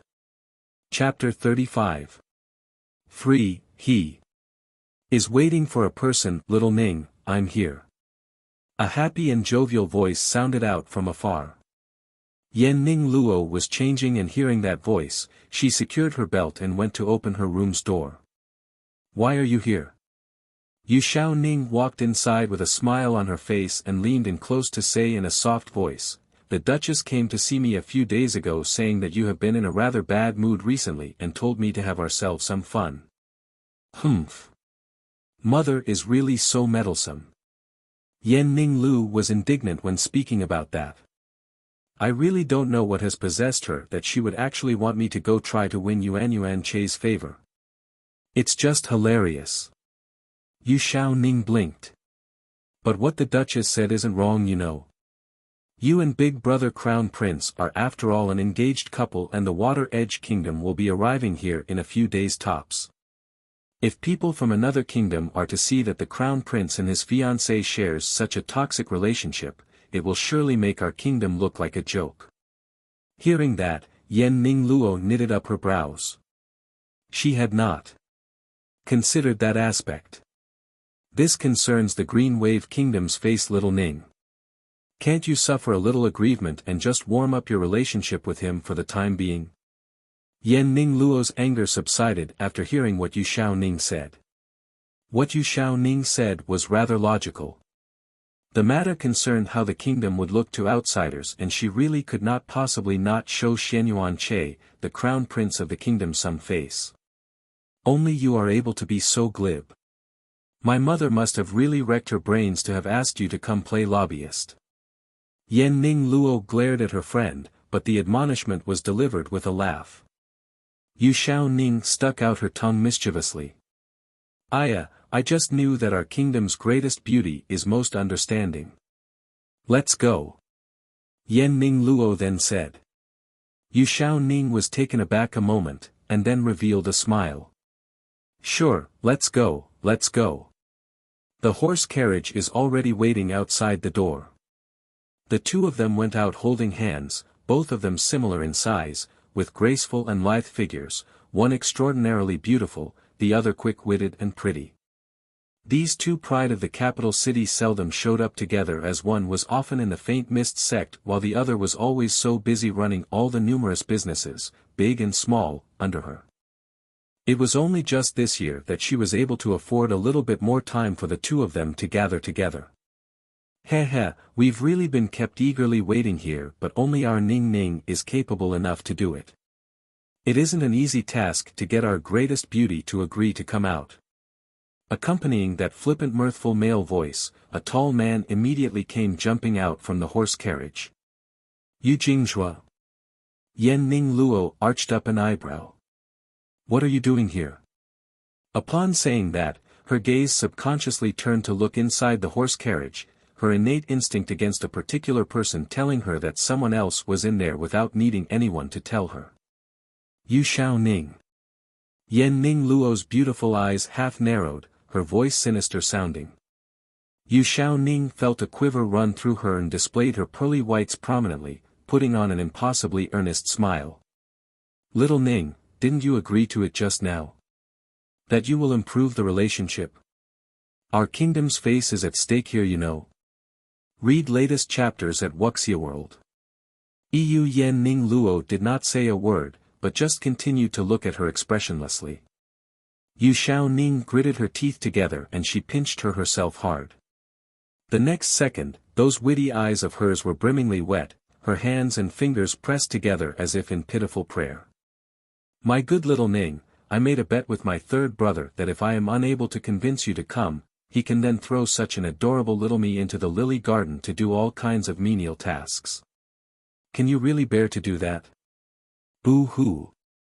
The Lily Garden is a little gigolo brothel Yu Jingzhua opened, which was actually a hidden organization that secretly gathered intelligence, as many of the high-ranking officials and nobles in the Green Wave Kingdom had quite an acquired taste for that kind of a flavor. Yan Ning Luo looked at how pitiful she was looking and she was feeling both infuriated and amused at the same time. How childish are the two of you that you can make such a bet with him? So are you coming with us or not? The weather is just great today and it will be really nice just stepping on some greens, right? You're tuning into the Han Li's Wuxia Adventures YouTube channel. We're so grateful for your support and don't forget to subscribe to join us on this incredible journey through captivating stories. Your generosity through donations truly makes a world of difference, as it's the primary source of revenue that allows me to expand and enhance this channel for you.